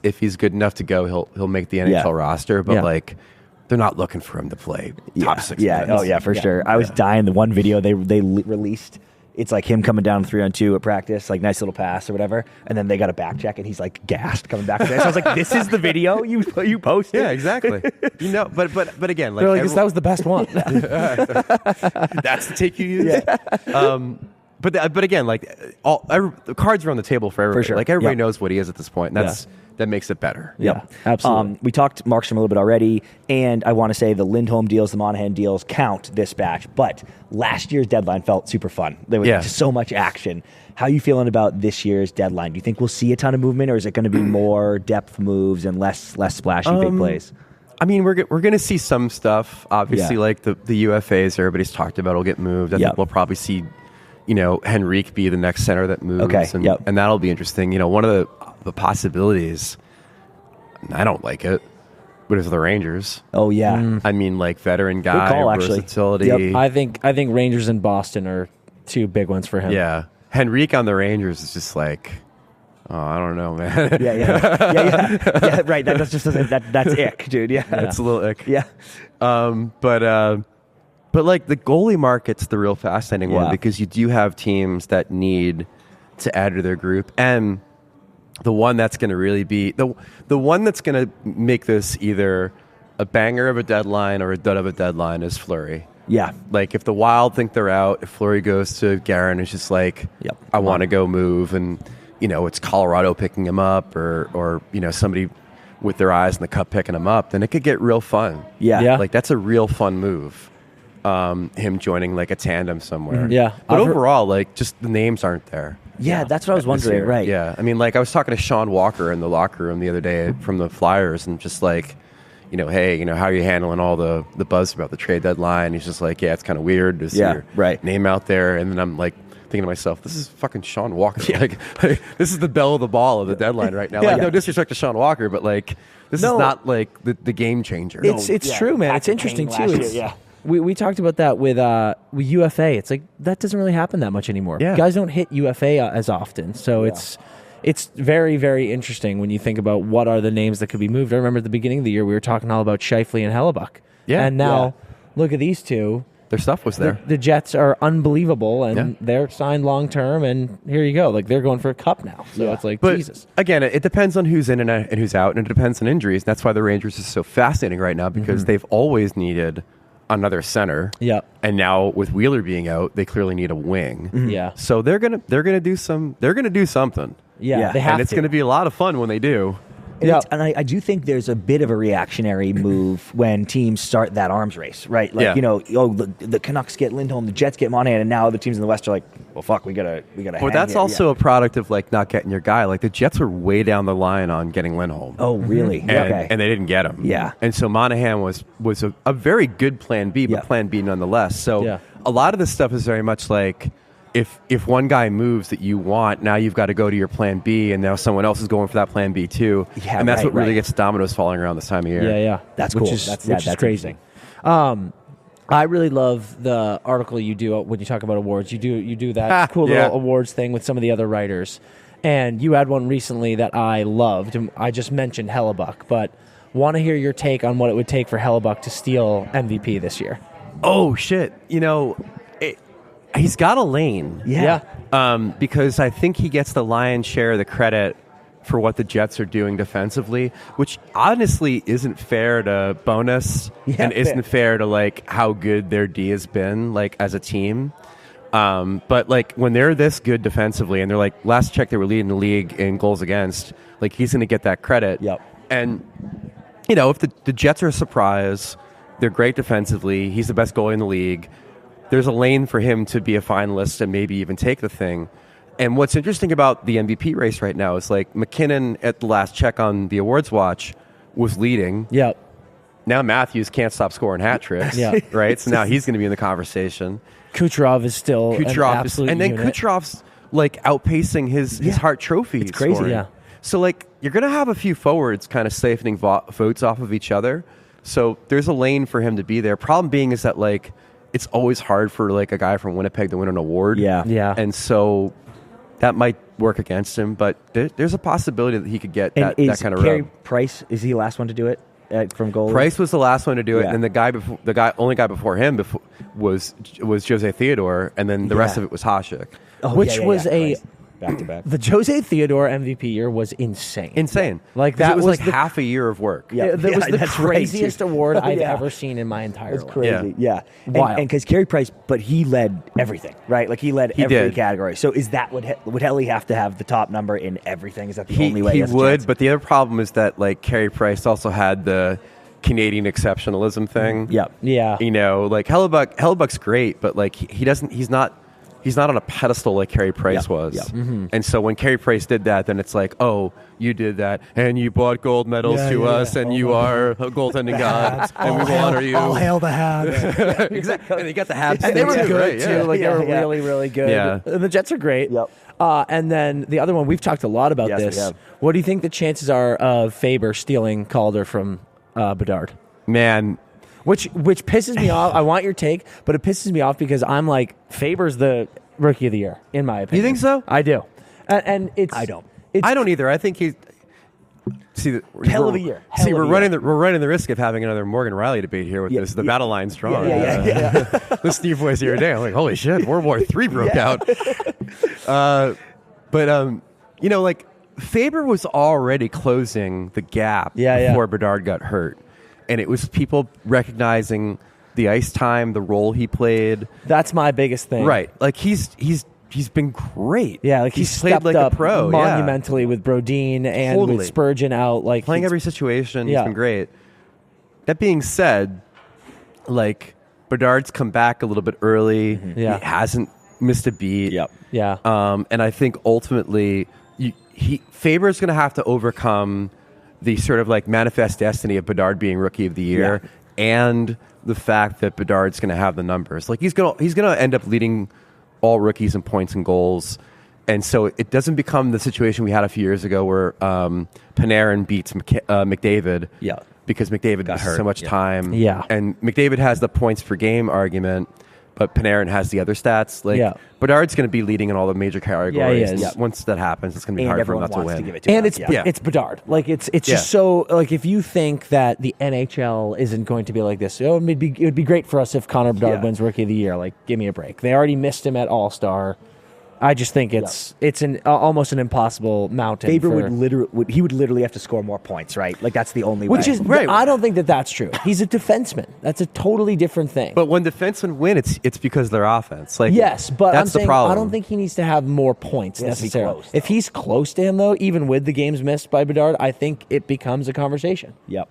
It'll be a conversation. I mean, like the last awards watch we did, like before Bedard came back, it was a dead heat. It was 50-50. Yeah. I mean, and we poll over like 24 voters. Yeah. I mean, it's not like it's an anomaly. But I mean, the 2 months before that, Bedard was unanimous. Yeah, right, fair. So clearly there are people that are just like, I don't know if he doesn't come back, maybe it's Faber, but like he came back and he's still Bedard. So to your point, Wish, like he just looks great already again. Well, that's the other thing for me. And you know him because he's got that competitive edge too.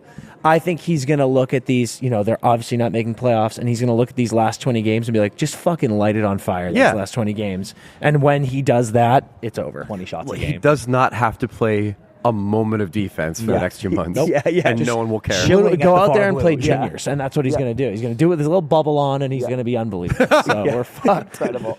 The Faber crowd, we're fucked. Faber Nation, rise up. He needs you. Where are we?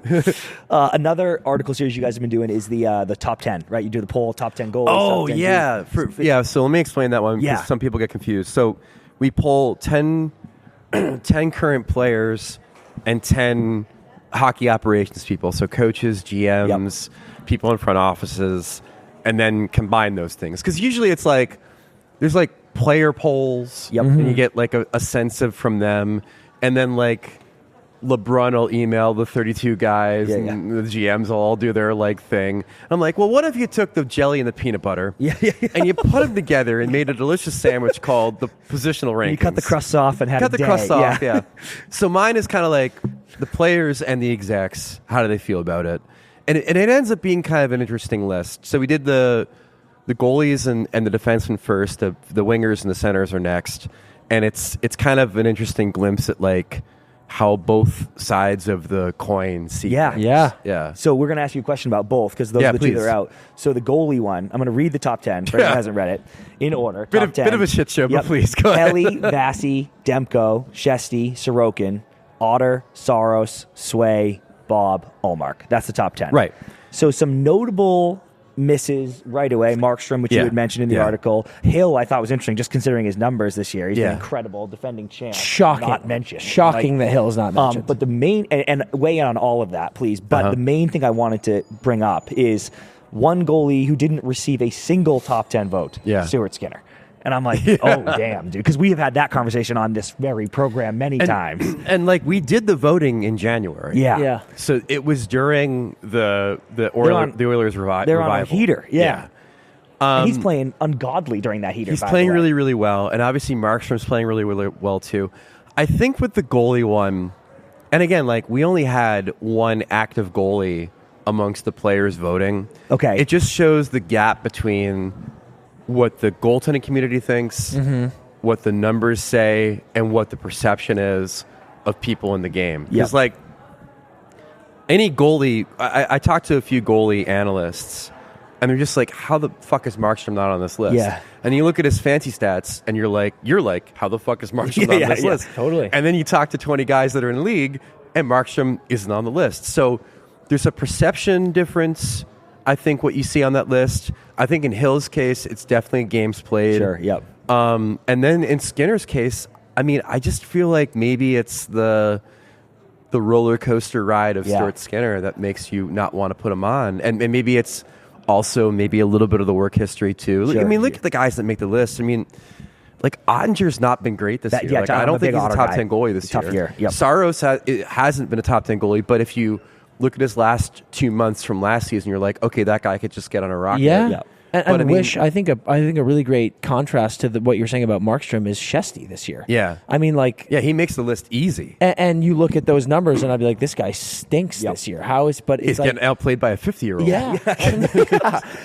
But like, to your point, or what we were saying about Markstrom is like the players, you talk about him, and he's like, no, he's like, that. This guy could turn it on at any moment. Right. And go nuclear like he did 3 years ago. Yeah. So, I mean, that's... But it says a lot about Skinner to me, where I'm like, yes, because we've asked that question so many times. Is that a problem in Edmonton? Can you win with him? You want to talk about Olmark's playoff performance? It's like, I mean, that's the one thing with the Oilers. I look at how good the Oilers are, and I'm like, they still have Skinner in that. People in the league aren't. So it's not like one thing where we're saying that, but people in the league are like, oh no, he's top 10. No, you're doing this poll, and no one's mentioning his name. That's why you'd feel a lot better if they ended up getting somebody to tandem with him. That's better than what they have.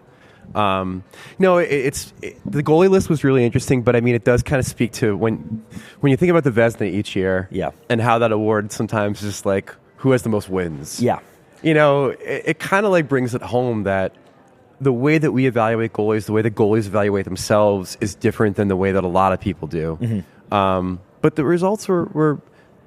It wasn't as if there wasn't a lot of guys that didn't belong there. Yeah, no, agreed. And ultimately it led to, I think, the top two guys being the top two guys, who I think were Hellebuck and Vasi. and Demko. Vasi and then Demko, right? Yeah, so. Yeah, no, but the top of the list is great. Those are 10 great goalies, 100%. Yeah. I want to get into the defense list. Oh, please. Because I'm a big defense guy. Yep. Okay. So the top 10 on this list was Kale, Quinn, Miro, Adam Fox, McAvoy, Hedman, Yossi, Slavin, Morrissey, and Drew Doughty, which pumped me up. Yep. Because I actually You like that? Yep. Yeah. I like the Doughty one? I went on a rant earlier this year about how underrated and slept on his season is. Yeah. Because he's playing phenomenally, and he's eating minutes, and he's just carrying so much of that defense, especially through these tough times. But almost more than the goalies for me. Obviously, there's less goalies, but there was a lot of notable names not on this list. Carlson, Tanger, Dahlin, Dobson.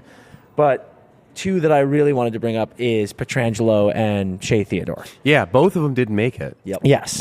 Which I thought was weird. And they both received votes, but not enough. So I don't know what that's about. Petro's a weird one because, like, we had more players in the West than in the East in our pool this year. And then voting, you mean? Voting, but yeah. More execs. More execs from the East than the West. To balance. Yep, that was cool. And it was just weird to see him not make the cut because you just assume he will, especially them coming off the cup. Yeah. Now, is that like Vegas hate? Yeah, fair. Okay. Maybe. So what I think is going on, and you've been big on this, last year, heading into the playoffs with some injuries and stuff, I felt like people were kind of sleeping on Vegas. Yeah. And I think people are sleeping on Vegas again. And their D is just so crucial to their success that I'm like, dude. So I'm looking at my phone because I wanted to see, we have the centers coming out soon. Yeah. Okay. And I wanted to see where Eichel ended up. And he did make the top 10. Yeah. Don't fucking spoil it. He's ninth. Okay. Now, could be right. Yeah. When you see the guys that are in front of him, it feels right. Yeah. But like, there's certainly Vegas backlash. Like there's not a lot of teams that like them. Oh yeah. Now the Doughty thing was interesting because this is why I love doing these lists. Is because like, I have my own perception of good and bad in this league. But the reason that I love doing this job is because I ask guys that are playing or that are smarter than me, like, what's actually happening on the ice. And so when you see some of the boys put Doughty up on their list, and you're like, oh, okay, so we all think at times he's cooked. Yeah. And we all think at times he's running on reputation. But the boys think he's good. Yes. Then you're like, all right, that makes sense. Yep. Yeah. He's still got it. Yep.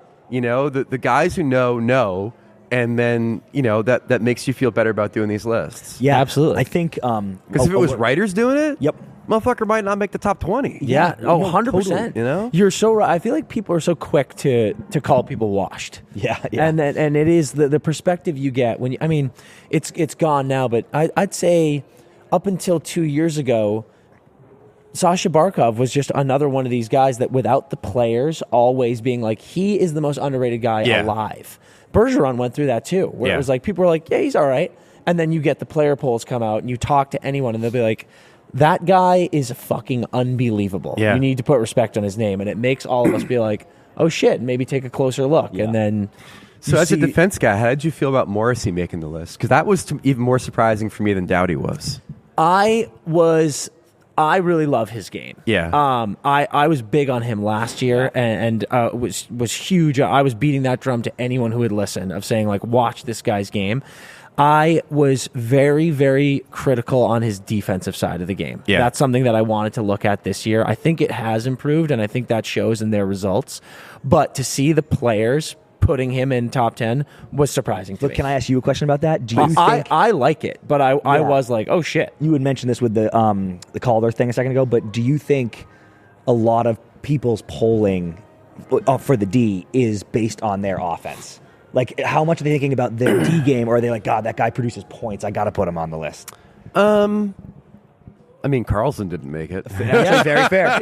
Extremely fair. Darlene didn't make it. Like, that's the guy who that was real, because we did it last year, and Darlene made the cut. Yeah. And he's only gotten better since then. Yeah. And to me, that's more like maybe like Buffalo's dog shit. Stink, yeah. And maybe he's off the radar a little bit for people. But like that was the one that surprised me, because I feel like his upward trajectory as far as being like an elite defenseman was tracking. Yeah. And then he kind of like regressed off the list. A big one for me was seeing. I think Miro and Darlene had, I think, identical points last year. Yeah. And we did our little top 100, and I was like, I think Miro's better than Darlene. Yeah. And the NHL's top 100 came out. Darlene was above Miro, and I was like, I think Miro is a way better player. I think so too. Yeah. And to see that was very validating for me, because I was like, Miro is lights out. So I always get shit from Dallas people because I took a real hard stand against Sergei Zubov being in the Hall of Fame. They're just like, Dallas never gets any respect. Put respect on Dallas. And then when I see the way that Miro's treated, I'm like, that kind of makes sense, because he's so fucking good. And again, like, that's why I love doing these top 10s, because the players and the execs put respect on him. He was third. I think he was ahead of Fox. Yeah. And again, if it's like other people outside the market doing it, he probably isn't the third best defenseman in the league. Yep. I like the Hedman love too, because I think there are some Stud, clowns who think he's cooked, and I'm like, same are you with guys same saying dude, like he's fucking they're like, he's so just nasty. producing? Well, he's become one of these defensemen who, in the first few months of the season every year, his analytics are garbage. Yeah. And you're just like, oh, he's what's going on here? Yeah. And then like he eventually turns the season around. But the other thing about Hedman that's fascinating is, like, one, he's carrying so much freight for that team, and has been since McDonough left. Yeah.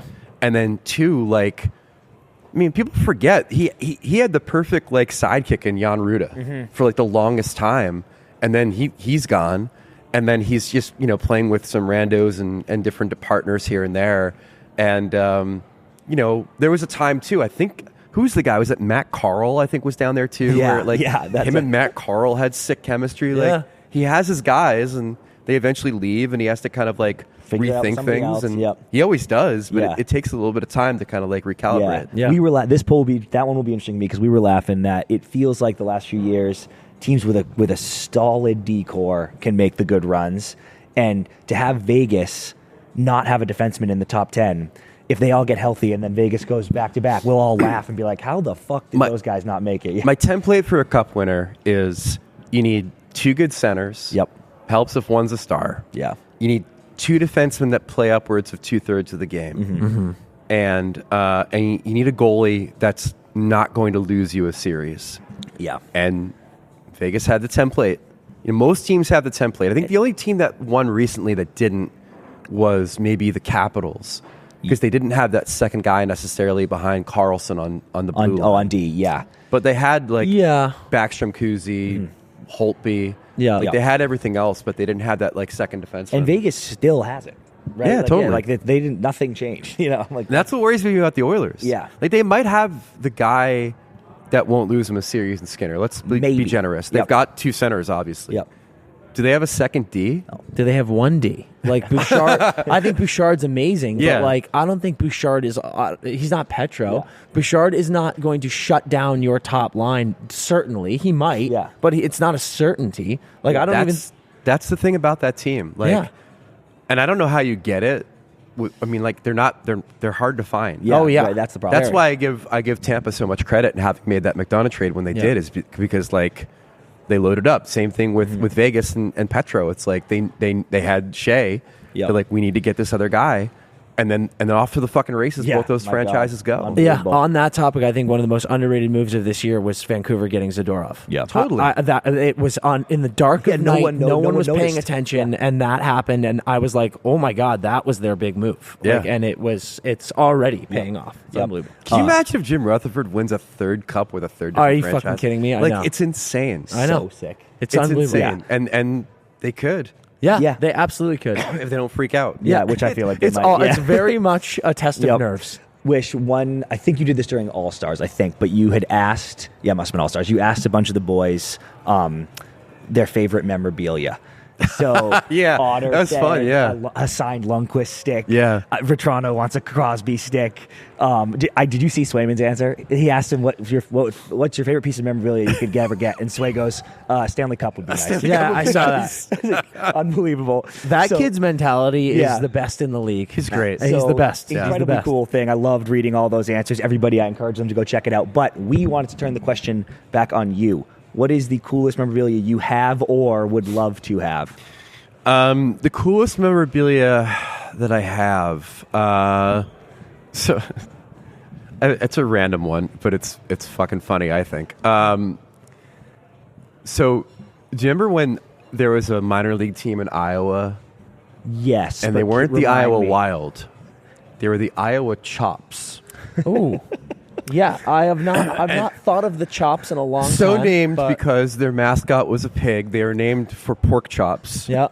I believe they're like ice girls were called like the Cutlets or something. Yes, dude. I got an Iowa Chops jersey. That's incredible. And it's so random, and I don't know how I came across it, but like it's one of my favorite things that I own because it's so random. Yeah. Piece of memorabilia that I wish I could have. It's easy. The Patrick Kane puck from when he scored the Cup winner. The one that like documentaries have been made about, like where No who's one a knew. linesman. Steve Miller. Yeah. Like where that puck went. Yeah. Like that would be incredible That'd be to a cool finally puck. find That it. would be Who cool. has it? Does Kaner have it? Someone's got it. There was an article written on ESPN by a guy named Wayne Dreys a long time ago. You can find it if you search for it. He did a whole story about like there's a theory that the linesman threw it away in the trash. There's a theory that he kept it and sold. Like there's all these theories about what happened to that puck, but it is one of the pieces of hockey memorabilia that is like just disappeared. Like no one was really sure That's awesome. what happened to I didn't it. know that. Interesting. Yeah. Yeah, we got to do some research on That's that. very Figure out cool. where it is. I like that a lot. That's great. Do you have one? What do you want? What would I want? Yeah. I think my Bruins fandom, because I really like that. That's a great answer. I like maybe like a random one. I would love the water bottle that Nathan Horton used to dump the Boston water onto the ice in Vancouver. Sick answer. That That's a good bottle answer. would be fun because it's very unassuming. People would be like, "What's just a random Gatorade bottle?" Yep. But Yeah. me knowing what it is, maybe put a little tape around it like a puck. Yep. Have Horty write on it what it is. Yep. I would love to have that. That's very cool. I think just off the top of my head, I had said to Dan, and you actually came up with a couple good counters immediately, so I'm wrong. But one of my favorite goals of all time is the Paul Kariya off the floor on the board slap shot. Sure. And I'm like, give me that puck, dude. Like that would be the coolest. They're like, what is this? And I'm like, this is the Kariya goal. Yeah, dude. Just that's a an good one. all-time NHL moment. My favorite thing about that is that Korea has no memory of that goal. And Thank you, Scott Stevens. Yeah. seriously. I would also take like part of the. I always loved the thing about like how on the cup they like had to X out some of the names, like when Pocklington put his like dad's name on the Yeah. cup or something. If I could have one of the rings on the cup where they had to like edit out With one all of the the X's. names, I That would take be that fun. too. That's that would really be really cool. fun. That's really cool. I wonder where those are. All right. Hall of Fame. Yeah, gotta be. Yeah, truly, definitely. Wish we've taken up enough of your time. Oh, please. This has been an absolute blast. Yeah. Before we let you go, is there anything you want to shout out? Anything you want to plug? And please do tell them about all the pods Yeah, and I everything. mean, so I got a pod with Arda, our Ocal on ESPN that we do twice a week called The Drop. It's also a digital show on YouTube, which algorithms, whatever. Yeah. It's tough not to crack. Yeah. I need more. I've decided that the thing about YouTube that we haven't really mastered is the photo that they put on the front of the video. Dude, Thumbnails, big. The thumbnail. it's Yeah, massive. I need to like channel my inner Mr. Beast. Yeah. and Call find it- some hey, really. talk to Blakey. He'll help Blakey, you out. I need to figure out how to make my face like go ah. Yeah. Yeah. And I'm like angry or surprised at something, or I'm like giving away I don't know, teeth to children or whatever the fuck Mr. Beast does. And then I'll get traffic. So I got that. I still do a bunch of stuff on the Puck Soup Patreon, even though, as people know, I can't do Puck Soup anymore because of ESPN. But I do a ton of stuff with those boys on the Patreon and do some writing there as well. And then all my stuff's on ESPN.com every single day, it seems like. Yeah, it is. Some of the best stuff on what's there. Next? Centers, wings, those are the next two pieces? Centers, wings, the Anything next two else? pieces. Anything else And then percolating? all trade deadline stuff. God, trade's going to heat up like crazy. Yeah. It'll be a busy time, but it's a good gig, man. I enjoy the times I can pop on and do TV. Yeah. Enjoy doing the hockey betting stuff that I can do here and there.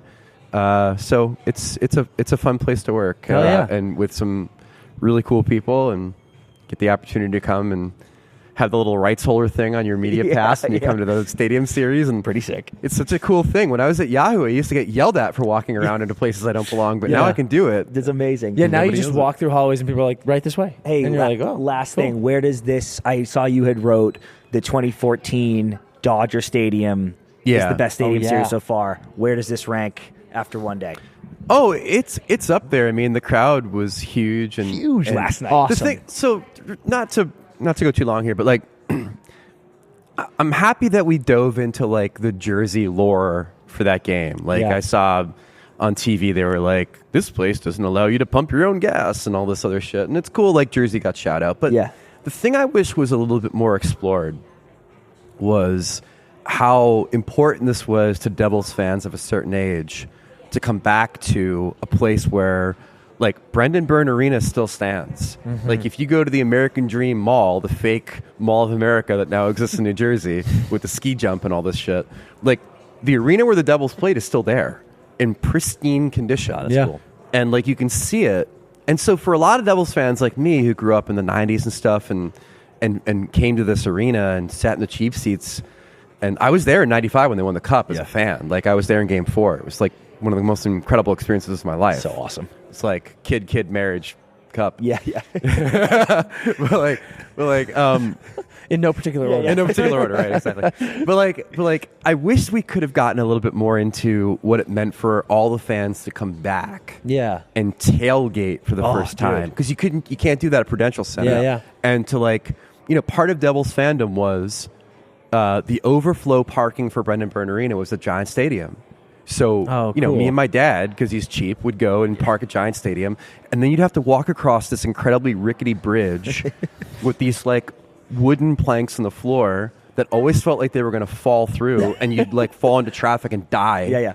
And, all of this is, inherent to the experience of so many people that were at that game last night that I wish, the actual lore of Devils fandom... let me put it this way. They showed a clip of Messier scoring in 94 during the run-up to this game, but not, the Devils winning 3 Stanley Cups. And that's kind of, a little weird for me. Yep. I agree. When it was a celebration of not only New Jersey, but this franchise. Yeah.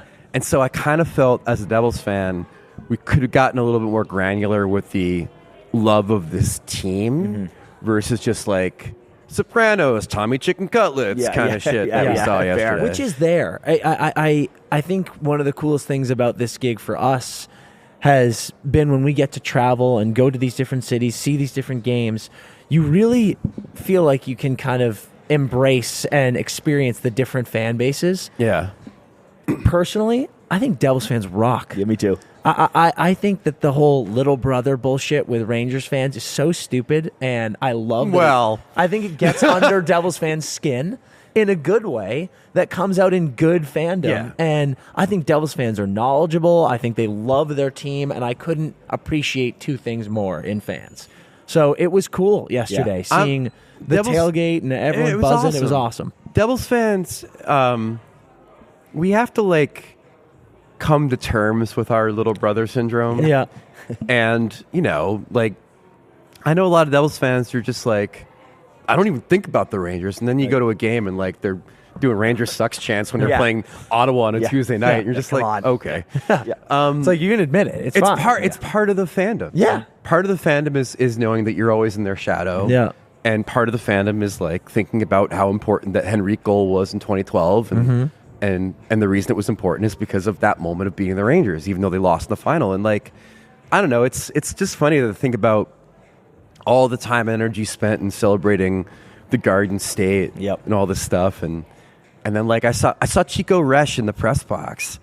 I'm just like, this man means more to the people in this building than any Sopranos reference does, you know? Yeah. And it just was, it was cool for Devils fans to get this moment. You asked about the Stadium Series. I guess to put a cherry on top, like the reason I love these outdoor games is like they've become kind of like the All-Star game. Yeah. In the sense of like, okay, maybe the world isn't watching them on television as much as they used to, but for wherever the traveling circus goes, it becomes this moment for all hockey fans to kind of like coalesce and join fellow travelers and feel like you're part of a larger community. Yeah. And when the Stadium Series comes to your town, it's a chance for you to kind of like be with all your people. Mm-hmm. And so like, it was like probably upwards of like 55 or 60,000 Devils fans together. And to your point, like, there aren't a lot of us. Mm. Yeah, right. But I think the line was always like, we're the best fans. I just wish there was more of us. Yeah. You know what I mean? Yeah. And so like to get everybody together and see a bunch of jerseys and, you know, see a guy wearing a fucking Dave Maley jersey from '88 next to a guy wearing a Jesper Bratt jersey. It's just like really cool. It was awesome. And it makes you feel like you're part of something larger. Yeah. And you don't always feel that way when you're at a Devils game, especially when you're at a Devils Rangers game and it's like 60% Ranger fans. Mm-hmm. And so I don't know, like it was really cool to kind of see the franchise and the fan base get celebrated and shouted out by the players and stuff too. Yes. You know, as a kid who used to come to these games with my dad and you know, grew up in the cheap seats and all right, two stories real quick. Yeah. my two formative moments as a Devils fan. The first time I ever realized how cruel fans could be to opposing players was at a Devils Flyers game. They're playing the Flyers. It was a preseason game. Oh, God, even better. I'm sitting in the upper deck, and I'm watching the Devils in a preseason game against the Flyers. This guy in a Devils jersey stands up next to me. I'm like a child. Yeah. And when you're in the upper deck, these players can't hear you. Yeah. This guy stands up next to me. He goes, "Hey, Tocchet, you suck, and your mother never loved you." Preseason from the 300s, dude. And I'm like, holy shit. Yeah. This is what hockey is? Yeah.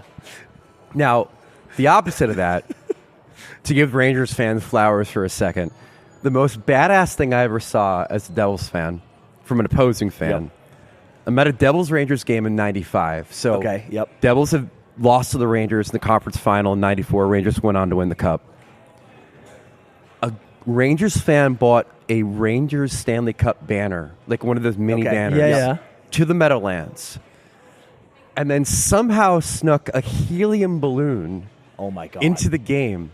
Oh, and tied the banner to the balloon and floated a fucking Rangers Stanley Cup banner to the rafters of the Meadowlands, dude. As all the Rangers fans around us are cheering. That was one of the most badass things I've ever seen. I've never heard that from an opposing fan.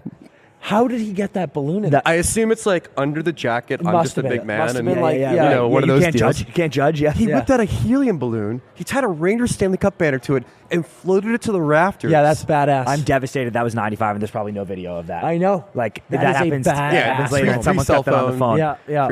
It was all awesome. Time, dude. So, yeah, Devils fandom is a formative thing for me, so I was really happy to see, like, the place get celebrated. Yeah, it was a great experience. Unbelievable. Absolutely. All right, well, everyone, follow Greg on everything, and I feel like there's a lot left that we could talk about. Agreed. So we might have to have Let's do this again sometime, boys. I love you guys. I love the show. It is cathartic for me to be able to curse on a hockey podcast again. Yeah, it's great. Always appreciate that. Mickey Mouse is a funny way of not allowing F-bombs on the drop. Yeah. So, yeah, anytime. Awesome. Yeah, it's been an absolute blast. Cooking. Let's talk again. We're going to get you back on, for sure. All right, boys. Thanks so much, dude. Thank you. Awesome. Taking a quick break to hit you guys with some info about the best canned cocktail on the planet right now. June Shine. They got options. I got them right here. This one's my jam. The Spicy Marg. Is that a joke? These things are the real deal. Real spirits, real fruit juice. 10% ABV. Are you joking? It's perfect when you're watching puck, when you're hanging with the team, when you're hanging with the boys at home, you're having a pregame, you're having a party. It's rainy in LA right now, but when it gets warm, I'm going to be sitting in my backyard drinking these things. And not to mention, they're produced sustainably, so you're saving the planet while getting your buzz on. So the next time you need to crack a can open to quench that thirst, look no further than these June Shine canned cocktails. Fantastic time hanging with Wish. That was a cool vibe we had in the hotel lobby there. It was a little bit of buzz of noise in the background. It was cool, chill, but Wish is just the man. I really just think he's so smart. He's got such a dial that's cranked all the way up on what's going on in the league. He's so rational and reasonable. We need more people like that. Blast hanging out with him. Let's get into Armchair GM. Blakey, hit me with our theme this week. So our theme this week is going to be college hockey players, but in order for the pick to count, when you say the player's name, you must know the correct college that he played at. Okay, I love it. Okay. And then give us how we doing? How'd we go last week? Rough week last week. God damn. Couple. Did Quickie even play? He played one game. He did. Okay. I was like, fuck. I might have picked a fucking goose egg goalie. Yeah, but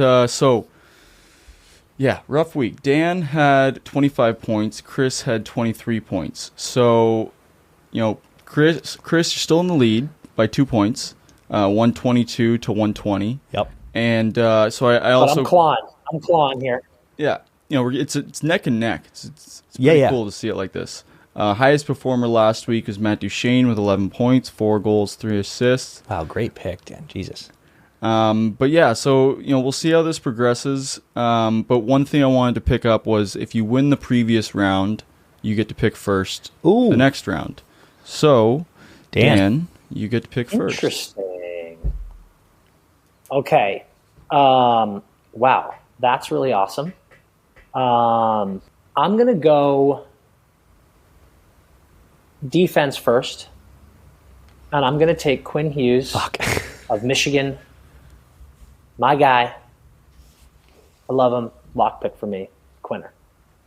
Okay, great pick, and you're kind of forcing my hand in terms of roster building because I can't afford you to get something else here. So I will go Kale, UMass. Respect. Damn. That's a good pick. Okay, my next pick, I think the dominant shootout performance is just leading into a good stretch of games for him here. I'm going my fucking best friend, University of Maine star, Jeremy Swayman, in that for me. Oh, dude. Okay. So actually, now I'm going to wait on goalie now because I can. Okay. You know what else, Dan? Then fine. I see you, and let me raise you another friend, another dominant shootout performance. Rounding up my D, I will go Charlie McAvoy, Boston University. Yeah, that's good. That's really, really good. But don't panic now, Dan. You get to wait. I know who you're going to take, and just wait. Yeah. I don't think you do know who I'm going to take. You'd be a fool. Do you want to do you want to tell me? Yeah, I bet you turn to take Foxy. No, fuck that. All right, with my next pick, they're struggling a little bit, but I still love the boy. I love his game. I'm going Clayton Keller of Boston University. Great pick, Dan. Okay, I'm going center with my next pick. Give me huge Dylan Larkin, Michigan.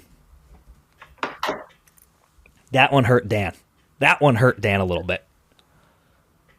I'm like so disgusted with myself that I had a full squad of friends and I just could have taken Larks and I'm a fucking absolute asshole. I don't really know how I bounce back from that. I got to fill the right wing spot, so I'm going to do that with Brock Besser of the University of North Dakota. Good one, dude. Good one. There's a great center. A huge year. You just took a right wing?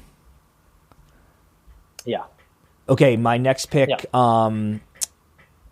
I'll dive into left wing here. My fucking boy, Kyle Connor, Michigan.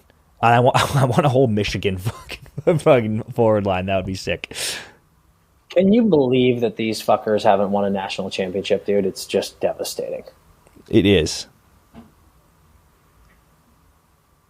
Okay, my last forward. I'm going to go center. Kells is a left wing on daily faceoff. I honestly, I don't feel that confident about this pick because just because of the team. Oh, I was going to say clear what that the team is absolutely pissing me off. But I love him. He's an unbelievable player. I think he's going to have a big week here. I'm going Tage Thompson of UConn. Incredible. Oh, look at this. Someone find me a right wing, dude. Okay, for my right wing, I'm also going friend of the program. And I also question it because of the team, Dan. A little Alex Tuck Boston College action to round up my forwards. Like that a lot. I like that a lot. Okay, my obvious one. He's a Harvard man. The Rangers are buzzing. Adam Fox to shore up my defensive back line.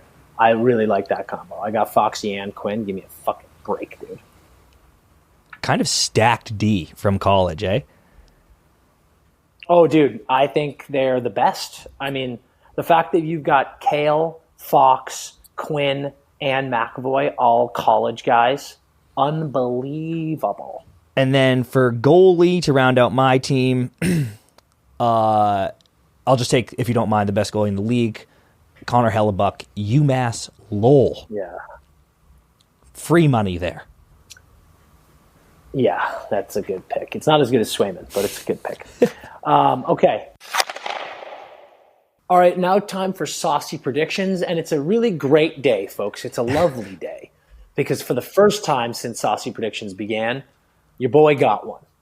I said that the Kings in their next four, they had the Sabres, they had the Bruins, they had the Devils, and they had the Penguins, would be 3-1. They started off with a 7-0 shit kicking from the Sabres.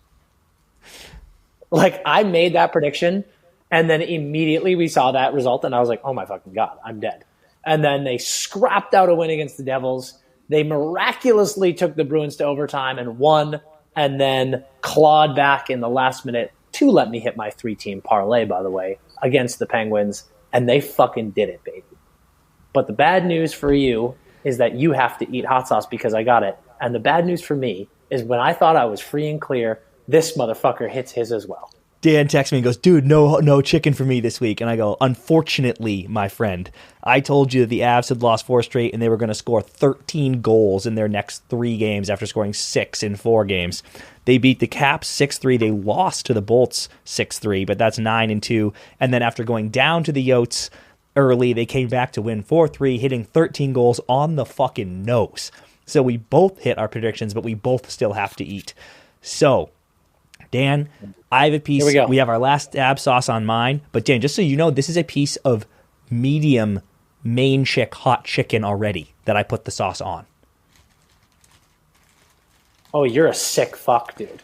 This is not going to be good. You are a sick fuck. Well, I am in London, and I wanted to be very on brand, so I'm doing a piece of fish and chips with some nice habanero hot sauce on it that I'm told habanero's bad. Is going to knock my dick off. Yeah. Okay, ready? So, here we go. Yeah.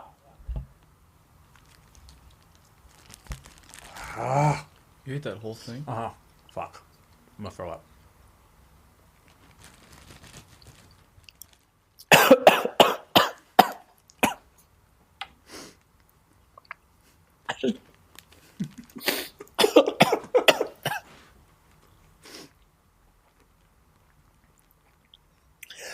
I inhaled it.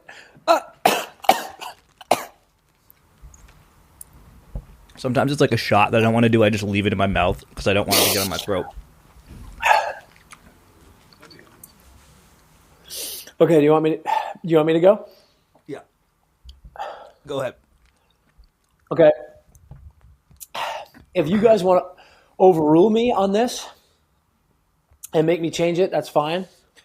But I'm going to go back to the well on what I think was my first saucy prediction. And I'm saying that Jacob Markstrom is being traded by next week. When's the deadline? March 8th. Okay, and it's the 20th? Yeah. Okay, fine. I allow that. Yeah. I allow that. Okay. I'm telling you it's happening. Mine is McDavid has 21 goals on the year. He hasn't scored in 6 games, which is crazy. He has 3 more games this week. So by next record, he will have 25 goals. Is that allowed? Hasn't scored in 6 games. He's going to have 4 tucks in the next 3. Part of me is like McDavid scoring 4 goals in 3 games is fucking bullshit. But he's not tucking like he was last year. I'll go to 5 if you want. I'm going to Blake on this one. I'd like 5, but I can't tell if that's too greedy. I mean, Chris does a really good job of kind of reading the streaks like you did with this past week with the the Avs that just had a rough stretch of games. You knew they were going to come, likely going to come storming in hot. No, I think it's a smart bettor's play. So 4 is okay? I think so. 4 goals in 3 games. He's going to score 4 in 1 game. Going to be pimping. I can't wait for me to eat 2 of these fucking wings next week. Fuck you. Okay. Those are our sausage predictions. That is it for us this week at the Empty Netters podcast. Hope you enjoyed the Wysh interview. Hope you enjoyed everything. We had a fucking blast. We will see you next week. And until then, as always, skate hard.